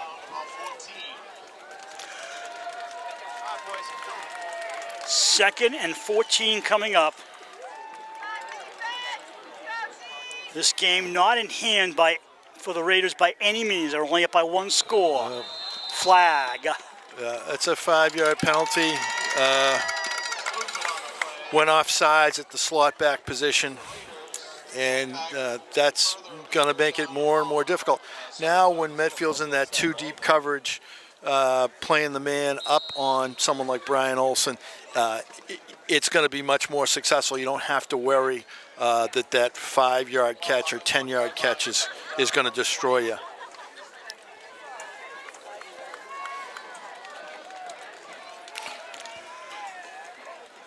from the far hash. Second down and mucho, about 20. Moore open at the 30-yard line. Moore to the 40. And first down plus a few. Okay, that is a great pass. The other thing is, what's going on there is a flag. Boy, I'm not sure. Whatever team that's on that's some bad football. That is some bad football. Very late too. Yeah. Personal foul. Dover-Sherborn. Yeah. Unsportsmanlike. Unsportsmanlike, and that's a mistake. You're getting a drive going. You just got yourself out of a bad situation. Now, the key to that one is he had already got a first down. Yeah. So now you're starting off 1st and 25 instead of being in a situation where it was going to be first and not that long. You're starting off first and 25. And I will say, in criticism, I don't know and I don't care who the foul was on. There's been so many unsportsmanlike against Dover-Sherborn this season. Last game of the year. It's got to stop.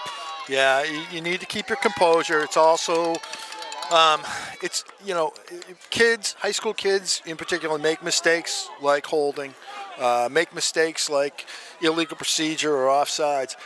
But you should have an expectation that they're not going to commit penalties like that.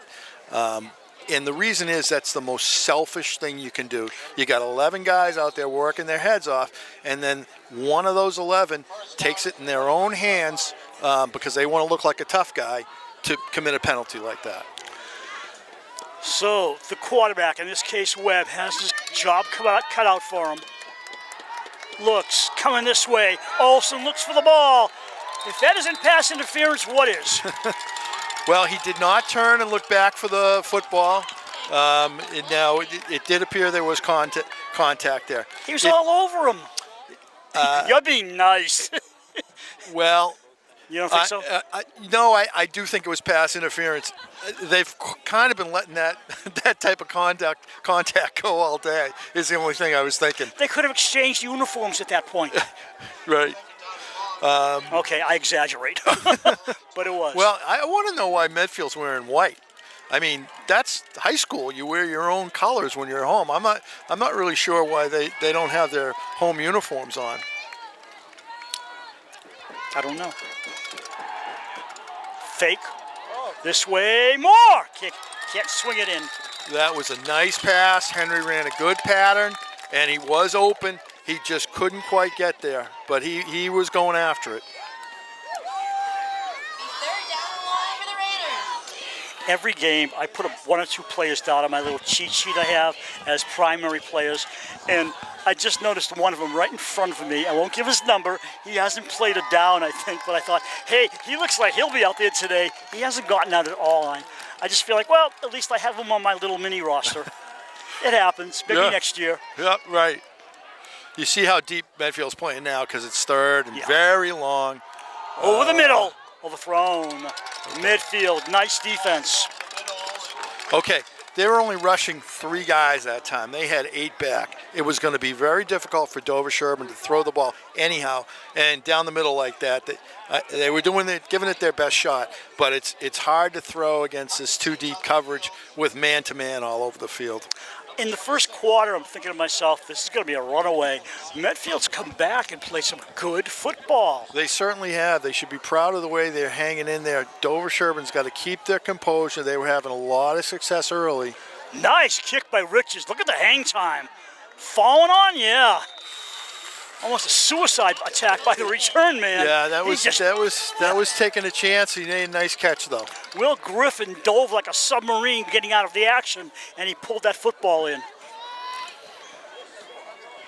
We're right at midfield here. The way Medfield's been playing the game, it would be hard to believe at some point in this series they're not going to try to throw the ball deep. 8:08 to go in the third. Dover-Sherborn up by 1 score, 21-14. They've been running a lot of counter plays out of this formation with the 2 backs right behind the quarterback in the snap. Running the other way. Whoa. Yeah. Down goes Stevens. Yeah, and their lead back got out in front. They've got the two big horses on that side trying to run behind them. So they got a lead blocker, two big blockers in front of them, and just making some counteraction off that, and it didn't work. Dover-Sherborn was ready for it. And that's the thing that sometimes comes out of halftime. You go in there, you prepare, say, this is what's working against us. You got to be aware of that. 7:35 on the third quarter clock. Two receivers left, one top right. Two backs behind the quarterback who's in the shotgun. Hasapitas fades inside his 40. Hasapitas running for his life. Throws it on the run. Wide open! Jimmy, and the sun got in his eyes. That's absolutely right. He was wide open, and the sun, that's Thanksgiving Day. It's the only day of the year you start a game at 10 o'clock in the morning. You might have a Saturday afternoon game, but you never have the sun like this, and that's not unusual. Now, what you saw out of Dover-Sherborn that time was they blitzed 7 guys. And because of that, they blitzed and 7 people were rushing that. The receiver was wide open because they didn't have enough defensive backs to cover everybody. Now watch Michael Polk's out here, number 5. He's usually playing deep center field. He's out on Conjemi playing man-to-man. Third down, deep drop, sees the pressure, throws it into it, and out of bounds. He felt it. Yeah, and Dover-Sherborn shifted back. They're going after him, 5 and 6 guys every time. If you look out, and if Michael Polk is playing on the slot receiver instead of playing deep, what you know is going to happen then is they're coming after the quarterback. And I give Hasapitas a lot of credit. He stepped into the defense and got rid of that ball. And at one point you lost him because there were blue shirts all around him. True. And he's not a big kid, but he's been hanging in there tough and throwing the ball. And boy, I know Medfield's a running team, but they must have thrown the ball over 20 times. Hasapitas will punt. Well, when you get behind, of course. Yeah. Long count. He steps into it. Right-footed kick. KB watches it roll. Takes a Medfield roll inside the 10 to about the 8. What a great kick by Nick Hasapitas. Yeah, that was a great kick. And I want to compliment Emilio on one thing. You saw what happened when the ball was thrown in there on the pass with a wide open receiver, and he couldn't see the ball.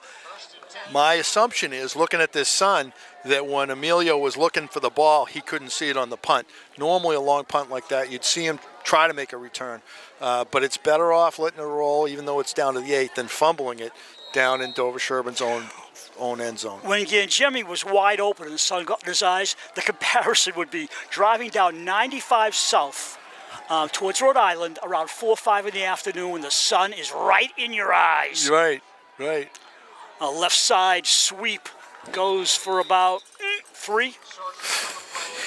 Yeah, and that's Michael Polk, and I think you're going to see a lot more of that, particularly the balls down in this end of the field. Now, I know they've had 2 fumbles, but Michael Polk has still been their best player all season, although there's been a lot of good players on this team, and you can't do what they've done without being a good team working together. But Michael's still been the most dangerous weapon they've had. 2nd and 5 as he picked up 5 on that play. Leaning over center. I believe that's Ronan in the pass. Incomplete. Check the number again at quarterback. Now this Webb. It was Webb the quarterback. 3rd down coming up. 3rd and 5. So they try to make a little play action out of that and get Henry Moore crossing the middle because Medfield's playing outside and the slot guys should have some room in there. Particularly with the Medfield safeties playing too deep, playing back there, looking out for Emilio and Brian Olson. Henry would be open. And play action, I think they thought that Medfield was thinking the same thing I was, which was Michael Polk's going to get the ball a bunch of times in a row here. And here's Ronan.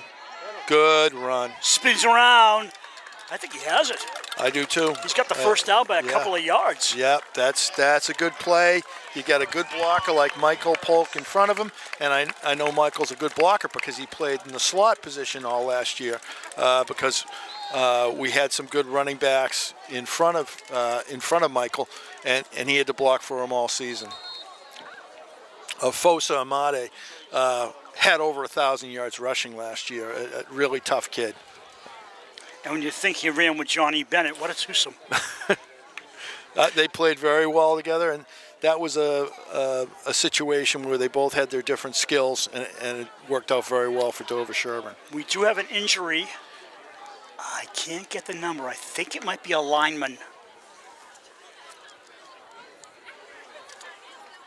Yeah, it is number 78, Dylan Rogers, an all-star and limping slowly off the field. They certainly need him on both sides of the ball. Yeah, they really do. There's something about a line that's playing together on offense now, not minimizing his importance on defense, but a line playing, particularly the way Dover-Sherborn has pretty complex blocking schemes. So Walker Adams comes in to replace him. Walker is a big boy. So if he gets his steam going, he's going to do a good job.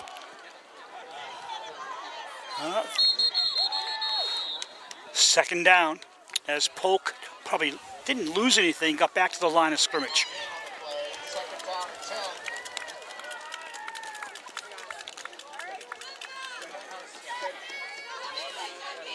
And it's good experience for Walker Adams because he'll want to start next year as a junior this year. Yeah, he's gotten so much stronger, got better feet than he had when he originally came out there.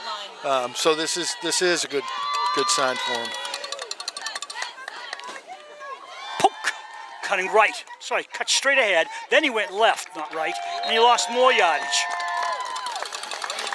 Yeah, they're trying to get the running game going. They know Michael can get it going. The blocking was not there on that play. And I've watched enough sports, you realize that some guys, when they're in their early 20s, they're not playing as well. They're in the minor leagues, whatever the sport is. Then at some point, if they're good enough, they mature.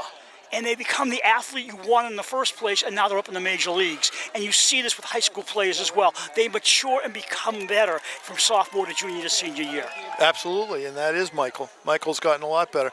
Michael was a dominant player as a youth football player. It's the same size, but he's gotten to be a better, stronger kid now. Ronan, I believe that was, on the carry, Richards, and he was stopped. Great three-down defense for Medfield. They did it when they had to. 4:35 to go in the quarter, and deep in their own territory, the Raiders must punt. I don't like the way Dover-Sherborn's kind of walking off the field right now. Almost like a dejected situation. Have they lost their enthusiasm? Well, I hope not. Yeah. I hope not. They're kind of walking around, though. And you don't like to see that, especially with a great group of kids like this who have played so hard all season. I think, ooh, almost blocked. I think it was the second punt of the game. I'm not going to take that. As a matter of fact, I think that Will Griffin made a smart move. That ball was a spinner, and you didn't know what was going to do, and he let it go 10 more yards because he could have fumbled it. Right. Now, that was a huge play for Dover-Sherborn, getting the ball down in the Medfield side, particularly with the way Medfield's been moving the ball. It's one play at a time, a big play, and everything else. Getting them back in their side where one big play isn't going to get you down in scoring position makes a big difference. Earlier I said the punt returner is in a dangerous position. That punter, even if he gets hit and it's a foul, I mean, he could lose a career if they're rushing hard enough and they come into him because he's helpless, defenseless. Yeah, he is, and that's why you have the roughing, running into the kicker and the roughing penalty, because they recognize in football it is a dangerous position, and he's not able to protect himself. Ojelap, left split end. He's the only receiver. Now they're running the ball straight ahead with McCormick. Okay, so Dover-Sherborn has 8 guys within 2 yards of the line of scrimmage. They're playing man-to-man in their pass coverage right now, and they're just saying to Medfield, if you can beat us throwing the ball, then that can happen, but you're not going to run the ball against us. When you have one receiver lined up and everybody else is in tight, aren't you giving away a running play? Well, you're not giving away a running play I'm sorry. You mean in Medfield with the tight end situation? Yes. Yeah. We all know Gronkowski. You can pass the ball, but it is more difficult if you have the people inside. Once again, you look back at the defensive backs here. You've got Michael Polk. Oh, that hurts. You've got Michael Polk not playing in that deep safety position, but playing on the slot. That means Dover-Sherborn's coming with heat up the middle. That was offsides, Dover-Sherborn. Giving a break. 2nd and 5 coming up for 2nd and 4 coming up for Medfield. 3:07 to go in the quarter. Ball spot at the 46. The wind right now is not much of a factor, in case you're going to ask that question at home. Sorry you're not here. It's a beautiful day. It's great. I don't know where we'd put anybody else. Motion, but Okay, Osham so up. you He's see flying. Polk going back. They're going to hand off. Coming this way is McCormick. McCormick cuts past blue shirts. McCormick down to the 40. Put out of bounds by Rossbottom at the 35-yard line of Dover-Sherborn. Big play by Rossbottom, knocking him out of bounds. Dover-Sherborn lost contain there. Emilio Cabe, who's a very good tackler, took a bad angle, and the Medfield player made a very good break to the outside. Griffin Rossbottom came from the whole other side of the field to make that play, which was a touchdown-saving tackle potentially. I learned years ago from a color analyst I worked with in Mansfield, and he said the key to every football, every sport, especially the football we were covering, is momentum. And you can see it's turned in Medfield's favor. Right, and they're sitting there thinking, geez, this makes our season if we come back and do this. Dropped ball. McCormick falls on it at the 40-yard line. Loss of 5.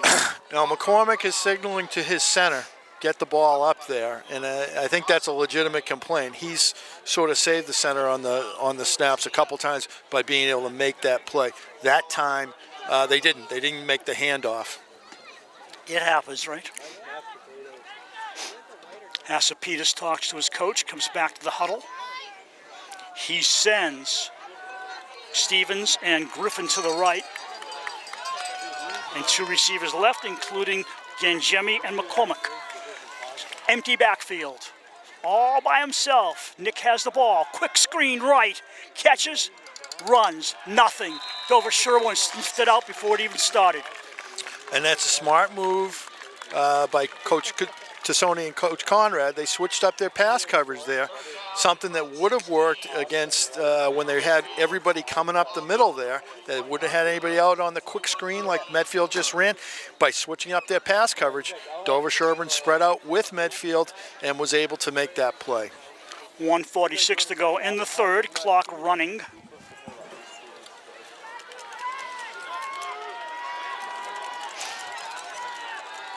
Dover-Sherborn is back in their man coverage there.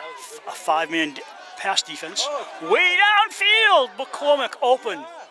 Yeah, Polk got his hand on him, but it wasn't as bad as some of the ones that were called. Oh, well, yeah, and that's a little bit what I was talking about. They sort of set a pattern early in the game. Hey, This is what we're calling for interference, and this is what we're not. And they're not going to call that one. Football and hockey, you see so much inconsistency, professionally speaking, that at this level, it's great. You let the kids know this is, like you said, this is what's good, this is what's bad. Right.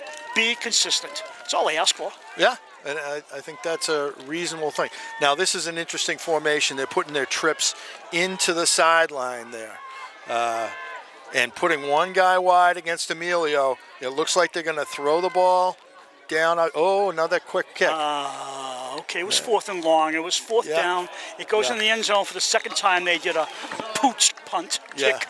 A lot of time to go. Yeah, and I think that was a smart thing to do, punt the ball. I don't know that you needed to do it that way, but he certainly did a good punt both times out of that formation. Well, it went back for the touchback both times. I'm sure he wanted it within the 10-yard line and pin him deep, but it just didn't happen. Right.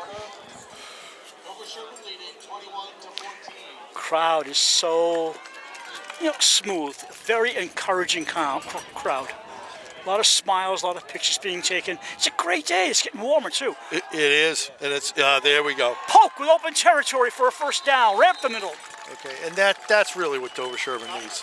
They need to get a little room for Michael Polk and a long drive based on running the ball. Do they talk on the sideline to the offense while the defense is on the field? Do they have a conversation and just correct things as they're going along? Absolutely, especially in the offensive line, because Dover-Sherborn has a very complex blocking system where they have to make a lot of reads, and Eric Lacchiato is over there going over that with them based on what Medfield's doing.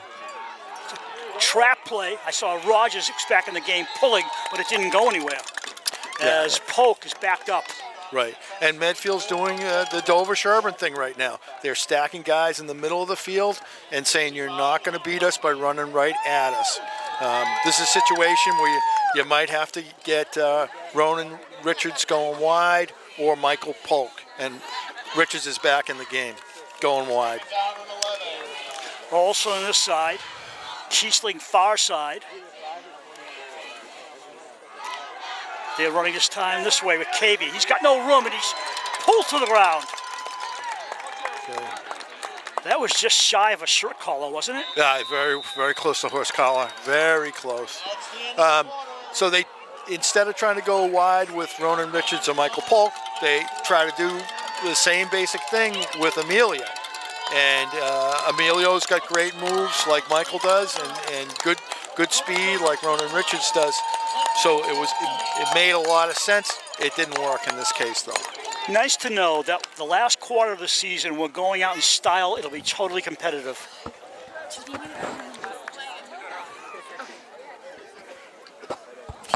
All right, I'm actually going to bring that comment from my daughter in. What'd she say? She said, She wants my autograph. no. Bruce, do you want Bruce's autograph? You said no so quickly.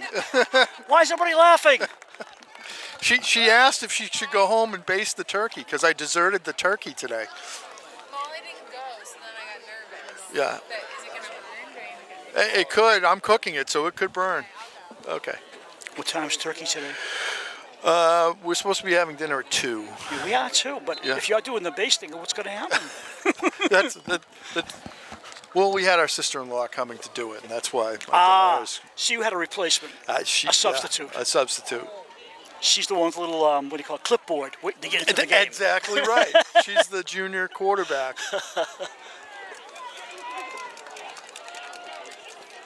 So as I was saying, this is a great way to end the season. Fourth Beautiful. quarter, one touchdown difference. Yeah, exciting, and it's meaningful to a lot of these kids out here, to all the kids, but to those seniors in particular. Dover-Sherborn 10-1, Medfield 2-8, but you wouldn't know it. KB, is he open?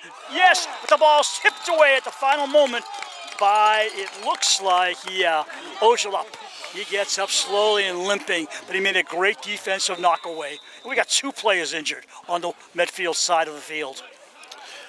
I think what happened there is Medfield has realized they got to get in that 2 deep defense coverage of the zone, and having that safety come over and help out on KB and on Olsen, and they did a very good job. That was a well-thrown ball, but you ended up having double coverage.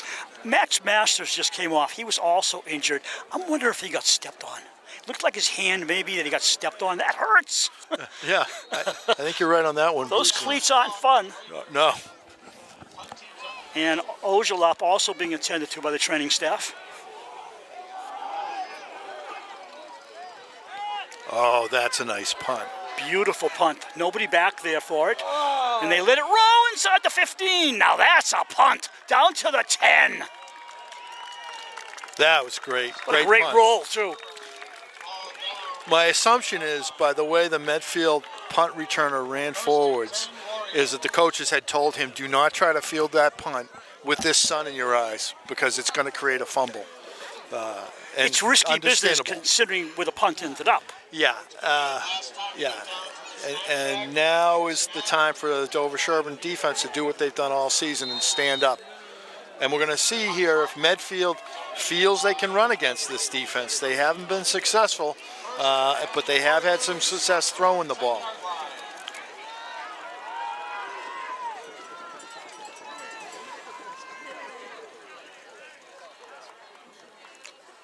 Hasapitas, hands off, and that's about 3. Just on forward momentum. Yeah, that was a good hard run. They came out, they had 5 wide, and it looked like they were going to throw the ball out of that, and then they brought him back in and on motion and created a situation where they could run the ball. Did you ever notice that most football fields, the press box is always on the same side of the field, facing away from the sun? I haven't noticed that. Yeah. That's interesting. Think about it. Yeah. Because most games are either afternoon or night, and the sun would be behind you. So I assume that's the main reason. Yeah, I'm not sure. I hadn't noticed that. That's an interesting point, Bruce. Hasapitas, short ball, caught or dropped. I'm not sure, can't see. Incomplete. It is complete to Will Griffin. Also, I believe professional baseball diamonds are supposed to be at a certain place on the field. Like, I don't know if it's in the west or the south, I don't remember. But I think home plate is also designated to be in a certain position. That's all I know. Yeah, no, that makes sense. I mean, you have football fields are north and south, Right. Which is why this sun is sort of an anomaly because it's going. I assume it's coming from the east. I hope so. Yeah. That was Robinson on the stop, on the initial hit. Oh, that was good defense by Dover-Sherborn. It's just tough to run up the middle. Those 2 big tackles and Mekhi Robinson. What do you do now? You're going into a punt formation. It's 4th and 1. There's 9:53 to go in the game. Do you fake the punt? No, if I was Medfield, I would just punt the ball. And the reason why is, let's say you make the first down. That's great. But you've got the ball still at your own 20. You've still got a long way to go to score. If it was between the 40s, then it's a no-brainer almost. Yeah, then I would go, particularly where you're the way you're moving the ball. If you go here and don't get it, now Dover-Sherborn's got the ball down there where Michael Polk running or a pass to Henry Moore or Brian Olsen or Chris Kriesling is getting you a touchdown. Not to exclude Brian Olsen on that. 9:37 left in the game. Neither team has scored in this quarter. This past third quarter, actually. We will not go to overtime. That's only in the MIAA tournament where they need a decisive winner. You know what I didn't like? The girls for Dover-Sherborn did, I think, double overtime in soccer, and then they went to a shootout. Now, the shootout is not about team, it's about individuals. In the National Hockey League, they do 1 overtime and then a shootout. And if nobody wins this, well, you got to win in the shootout, obviously. But in the playoffs, the National Hockey League just eliminates the shootout. You just play by period. And short kick, taken by KB at the 45. He geeks around to the right. Here comes Emilio, turns it back up to the 36, and that's where Diaz has the ball. Yeah. So in the playoffs, if you look at soccer, you do 2 double overtimes, team play, then you go to a shootout? I don't get it. Yeah, you do want it to be decided by the game actually being played the way it's played. So, and by that I mean whether it's the pros or college, football is being played that way. You're going with a little bit different rules, but it's still football. It's Right. It's not a quarterback passing to a receiver with Right. one defensive back. Don't even say that. We got a whistle against Dover-Sherborn. Yeah, it didn't get snapped on the correct count, which can happen.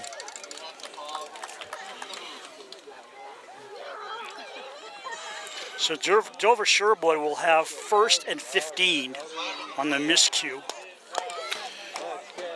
Yeah, this doesn't make as much of a difference here. You're on first down. You're only 5 yards behind the stakes. But depending on what you do in this position, that changes a lot of what you're going to do on second down.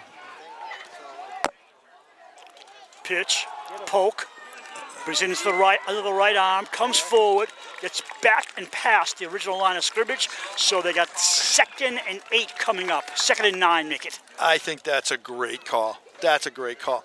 The way they've been throwing the ball, Medfield's looking for them to pass the ball. Medfield's been stacking the middle, making it very difficult to run straight ahead. Going wide like that, getting some blockers in front of Michael Polk, he gets his shoulders turned upfield, and you're in a lot of trouble on defense. And that's what happened. And Michael's, I'm sure, been wearing him down. 9 minutes to go. Polk looking downfield, way across the field to the sideline, and he's tackled after a short game, bringing up probably 3rd and 5. Right now, this is a situation where you've got 2 downs to make this, particularly the way Dover-Sherborn can run the ball. You don't have to throw, but because it's 3rd and 5, you're going to go for it on 4th down. You pretty much know that's going to happen unless you get tackled behind the line of scrimmage.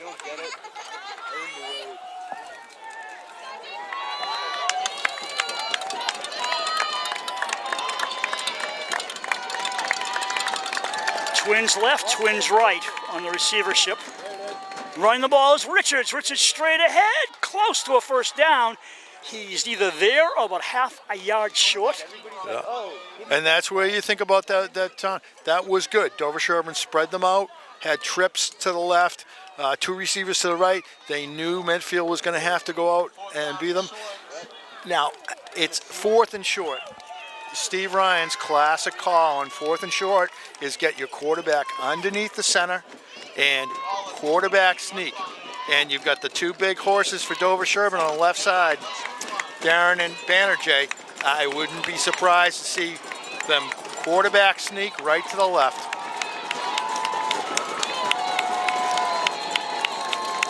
Long count. There he goes. That's a 1st down for Richards at the 25-yard line. Yeah, when you have a big, strong line like Dover-Sherborn has this year, anything a yard or under, that is really a tough play to stop. And the clock is your friend now. That's absolutely true. You get a score here, and that's making it a 2-score game. Will Dummer leads them up to the line, over the ball, in the gun. Garrett Webb back in the game. Polk to his left. Screen to Cabies, immediately Hornswoggle to the ground at the 30 for a loss of 5. Yeah, they've been playing that play very well, Medfield has. And Will Dummer's an interesting, unselfish kid. He was a running back, and last year we asked him to switch to center. We had an excellent center, Derek Daly, but we didn't have a backup. And Will gave up being a running back to go and play in the offensive line, and it's really paid off this year. He's been the full-time starter. Do you know I once looked up Hornswoggle, and I found out it is a word. Now, what does it mean, though? I don't know. It sounded good, though. Yeah. I loved hearing you say it. Let me think about it for a while. Ronan Richards pitches out to Polk. Polk turning it around and flag in the backfield. Okay, so Emilio, and I understand why he did this, came back in and he blindsided from outside. He came in and blindsided the defensive player. I understand that he's hustling to make a block. You just can't do that, though. Hornswoggle, it means violently putting down. And I think it comes from the Old West when you put roping and steering the bulls and the cows. I think it was called, you grabbed them around the horns and brought them down. It was hornswoggling. I think that's what it is. If not, it sounds so good. Let's go with it. And I love that explanation. You know what? I'm going to use that explanation next time I have an opportunity. Okay, maybe at the turkey dinner when you baste it. You know what? That's probably the next time I'm going to use it. I'm hornswoggling the turkey, dear, just like you asked. Webb drops. Left side, a wobbler, caught. And Olsen's tripped up, and he's about 5 yards short of a 1st down. Yeah, I think that's Kiesling. Yeah. I think that's Kiesling, and that was a good play because they're looking for Olsen, as they should be, or Emilio wide, and that leaves the inside for Chris Kiesling and for Henry Moore. 2-down territory, 5, just over 5 for a 1st down from the near hash. Olsen goes out right. Kiesling stays left. Moore in the slot. Is that a wing or a slot he's in? Moore. You could say he's in a wing. It's a slot formation when you have the person back off the line like that. Okay. There you go. There you go. Moore running left side. Moore inside the 15. First down and a lot closer to the goal line. Well, I don't mean to be rooting. I know I'm not supposed to be. It more has to do with Henry Moore even than Dover-Sherborn. A tough kid like that, coming all the way from where people didn't think he was going to be playing to being the starting receiver and making a big catch like that. And with Dover-Sherborn, it's the same thing. That middle is open. They're playing too deep, so the two safeties are very far back, and the linebackers are looking for Michael Polk. So you got room in there to throw, particularly where they're looking for Brian Olsen and Emilio Cabe deep and wide. Schoenfeld on the defensive side covers Olsen, was all by himself at the top right. Here comes Ronan. Ronan wide right, turns it back in. Ronan inside the 10, down close to the 7 where he's knocked back. That was a good hard run, and that showed his speed out here. And then the other part of that was you did have Michael Polk in front of him again through a key block. Second down and about 3. I think what Dover-Sherborn will do now is they'll get the quarterback underneath the center, Michael Polk, the only man in the backfield, and try to get the ball off tackle to Michael Polk. There's no point throwing the ball now, is there? I don't think so. I think if Michael can turn his shoulders up and get to the first down. He hit the 5, and let's see what they got here. Second Down run is good for a first down. Here's a first down, okay. So is it first and goal? Yeah, I think. What's the spot? Oh, and a face mask. So that's half the distance to the goal line. First and goal at the 6, or maybe the 7, with 3:16. The clock stopped till the chains moved. Now the clock's running. Let's hear it for your Warrior defense! And no matter the outcome, both teams have played outstanding football. Not consistently. That fantastic game. Kiesling left and Olsen right. I'd say Michael Polk over the left side here. Nope, wide Looks Michael to the right. Polk. Polk looks for a hole, turns it back in. He's close, he's in. Great run, great call by Coach Ryan. Michael Polk. Touchdown for the Raiders.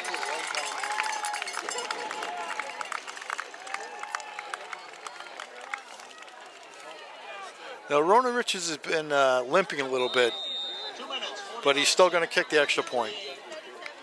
The score 27-14. 2:49 the clock. That's what Medfield will have when they get the ball back. Moore has it. Richards kicks it. 28-14, Dover-Sherborn.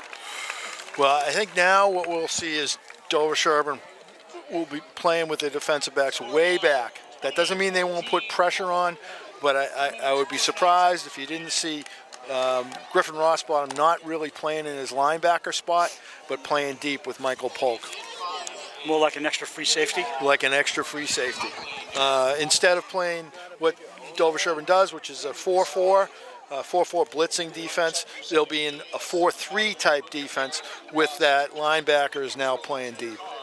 Polk's 17th touchdown of the year gives him 104 points.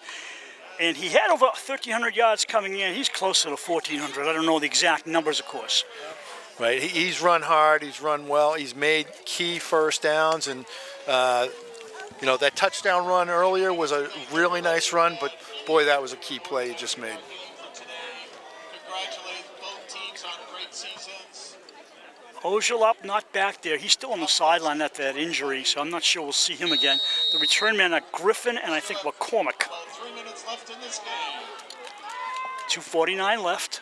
It's a grounder. Taken by Griffin. Fakes handoff. Griffin keeps the ball. Far side to the 30. Griffin ahead to the 33.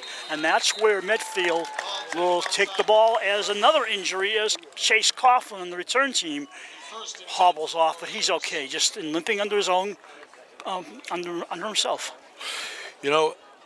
Normally, I mean, that is a good return, not minimizing that. But at this point, only thing you're worried about is giving up the long play because you get a 2-score lead here. 1, 2, 3, 4. I see 4 defensive backs. It does look like they're playing some man-to-man there, though, I have to say. But the linebackers are playing off the ball. You know, Mackay's playing up pass defense. Nice run, straight up and he slides into home plate at the 45-yard line. Good run by Hasapitas. It really is. They were putting pressure up the middle, and he found the gap and ran for it. Well, as long as they want to run, you let them run, let the clock go. Yeah, I agree with that 100%. Because he's got to put it up. Yeah, he's going to have to put it up to win the game. Or to tie the game. Or to tie the game. And 2 for the Warriors at the 42-yard line. And they're taking too much time getting out of the huddle. Absolutely. Fake to McCormick. I got to get out of there. 2 blue shirts coming in. Right. And the quarterback says, I'm not going down on this one. So Banerjee just made great penetrations from the tackle spot, but Kiesling's coming unblocked from the linebacker spot. They're coming with outside pressure now. I know Kiesling's an inside linebacker, but the way they're playing the defensive backs, he's playing on the outside position. That tells me the right tackle for Medfield didn't do his job. Yeah. But they've got more people blitzing than Medfield can pick up. Mm-hmm. They're coming with 6. Now you're looking, there's 4 people very deep for Dover-Sherborn. Including Mackay Robinson, Yeah. the linebacker. Up in the air we go. Wide open McCormick! And it just out beyond his fingertips. You can see the Dover-Sherborn coaches with their hands out. That is the play that you don't give up under those circumstances. Is that because the running back wasn't covered by somebody? I think what happened was they were playing man-to-man, and the defensive back was looking into the backfield, thinking, hey, it's 3rd and 2. They are actually going to run the ball. But the reality is that's not his concern. His concern is making sure they don't go down the field here for a long touchdown. This is their ball game. 4th at about 3. Motion by McCormick. Hasapitas got Ganjemi, got the first down to 50, the 40. They can't stop him. Finally, Mackay chasing him. Mackay gets him inside the 10 to the 5, and Mackay knocks him out of bounds. Make that Kiesling, not Robinson. Kiesling chasing Ganjemi all the way down the field. Yeah, and that was great hustle by Ganjemi. Broke a couple tackles there, and they got down. But Mackay Robinson, playing middle linebacker, keeps hustling, and keeps him out of the end zone, which is key in a lot of ways here. You know, a touchdown there, and Medfield's right in the game.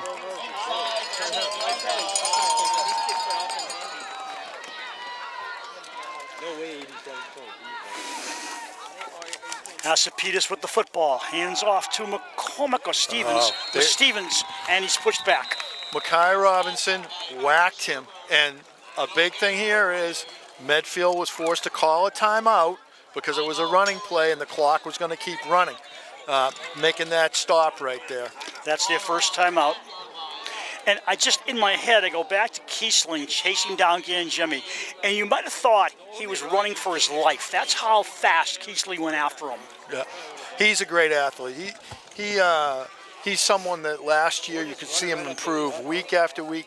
He was on the verge of actually earning his starting job last year, but he kept getting in on special teams and doing a good job and doing a lot of good things here. Now, the key for that timeout for Medfield is virtually now, if Dover-Sherborn gets the ball back, it's the game. Yep. As long as they had 3 timeouts, they could force Dover-Sherborn to punt the ball, and Dover-Sherborn would have been in a situation where now Medfield's going to have to call. They're going to have to onside kick if they want to win this game, if they score here. And they're going to have to pass for the rest of this series. I agree with that. Because I don't see them going out of bounds at this point on a running play. He's got 2 backs behind him, Stevens and McCormick. Hasapitas with the ball, drops deep, got protection, end zone. Oh. Intercepted? Yes. Oh. great play. Great play. Harry Dummer. Harry Dummer with a great play there. And that shows his athletic ability, getting down on the ball, making a play. He's a sophomore. Dover-Sherborn's going to have him back. He's going to make a lot of big plays like that over the next couple of years. My only question is, where will they play him on offense? Well, traditionally, he would take Henry's position, but that's a long way away because I don't really see him as that taking over that running back slot, and there is only one senior graduating from the receiving.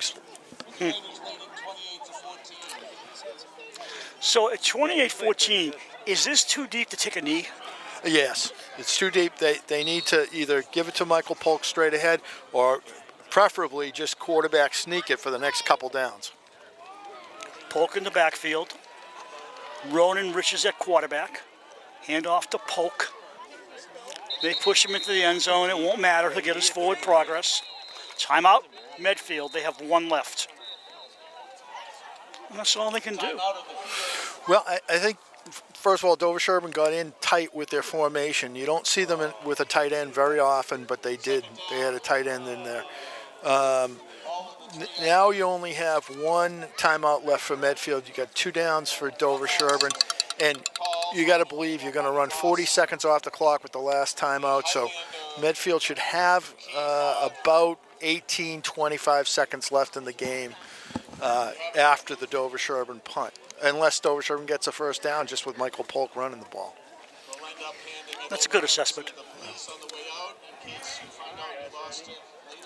We will have a trophy presentation as we do every year. We'll stay for that and then close because someone's got to go home and hornswoggle that trophy. That's exactly right.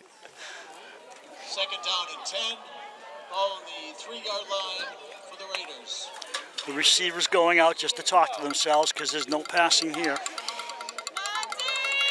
I believe that's Webb at quarterback. And he got back to the line of scrimmage, and that'll be the last timeout for Medfield as the clock's running. They're not going to use a timeout? Well, they shouldn't use it now. No? Because they've already run some time off the clock. Right. So they're going to wait till third down. It's not going to make much difference, really, is it? No, I don't think so. No. Which down? Because you know Dover-Sherborn's not. Well, DS hasn't used the timeout, so they can run the clock down and use a timeout. That's right.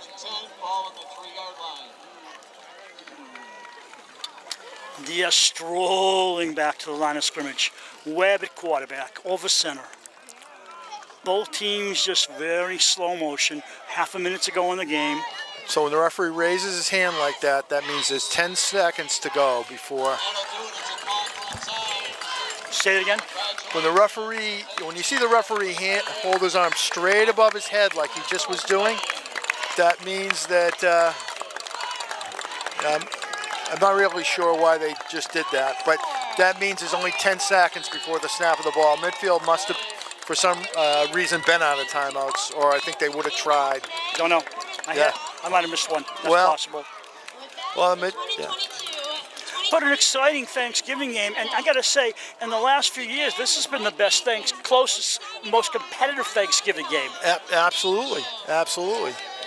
28 for Dover-Sherborn, 8-14 for Medfield. The teams shake hands. There'll be a trophy ceremony, very brief, and then we'll cut out of here and all go home and have dinner.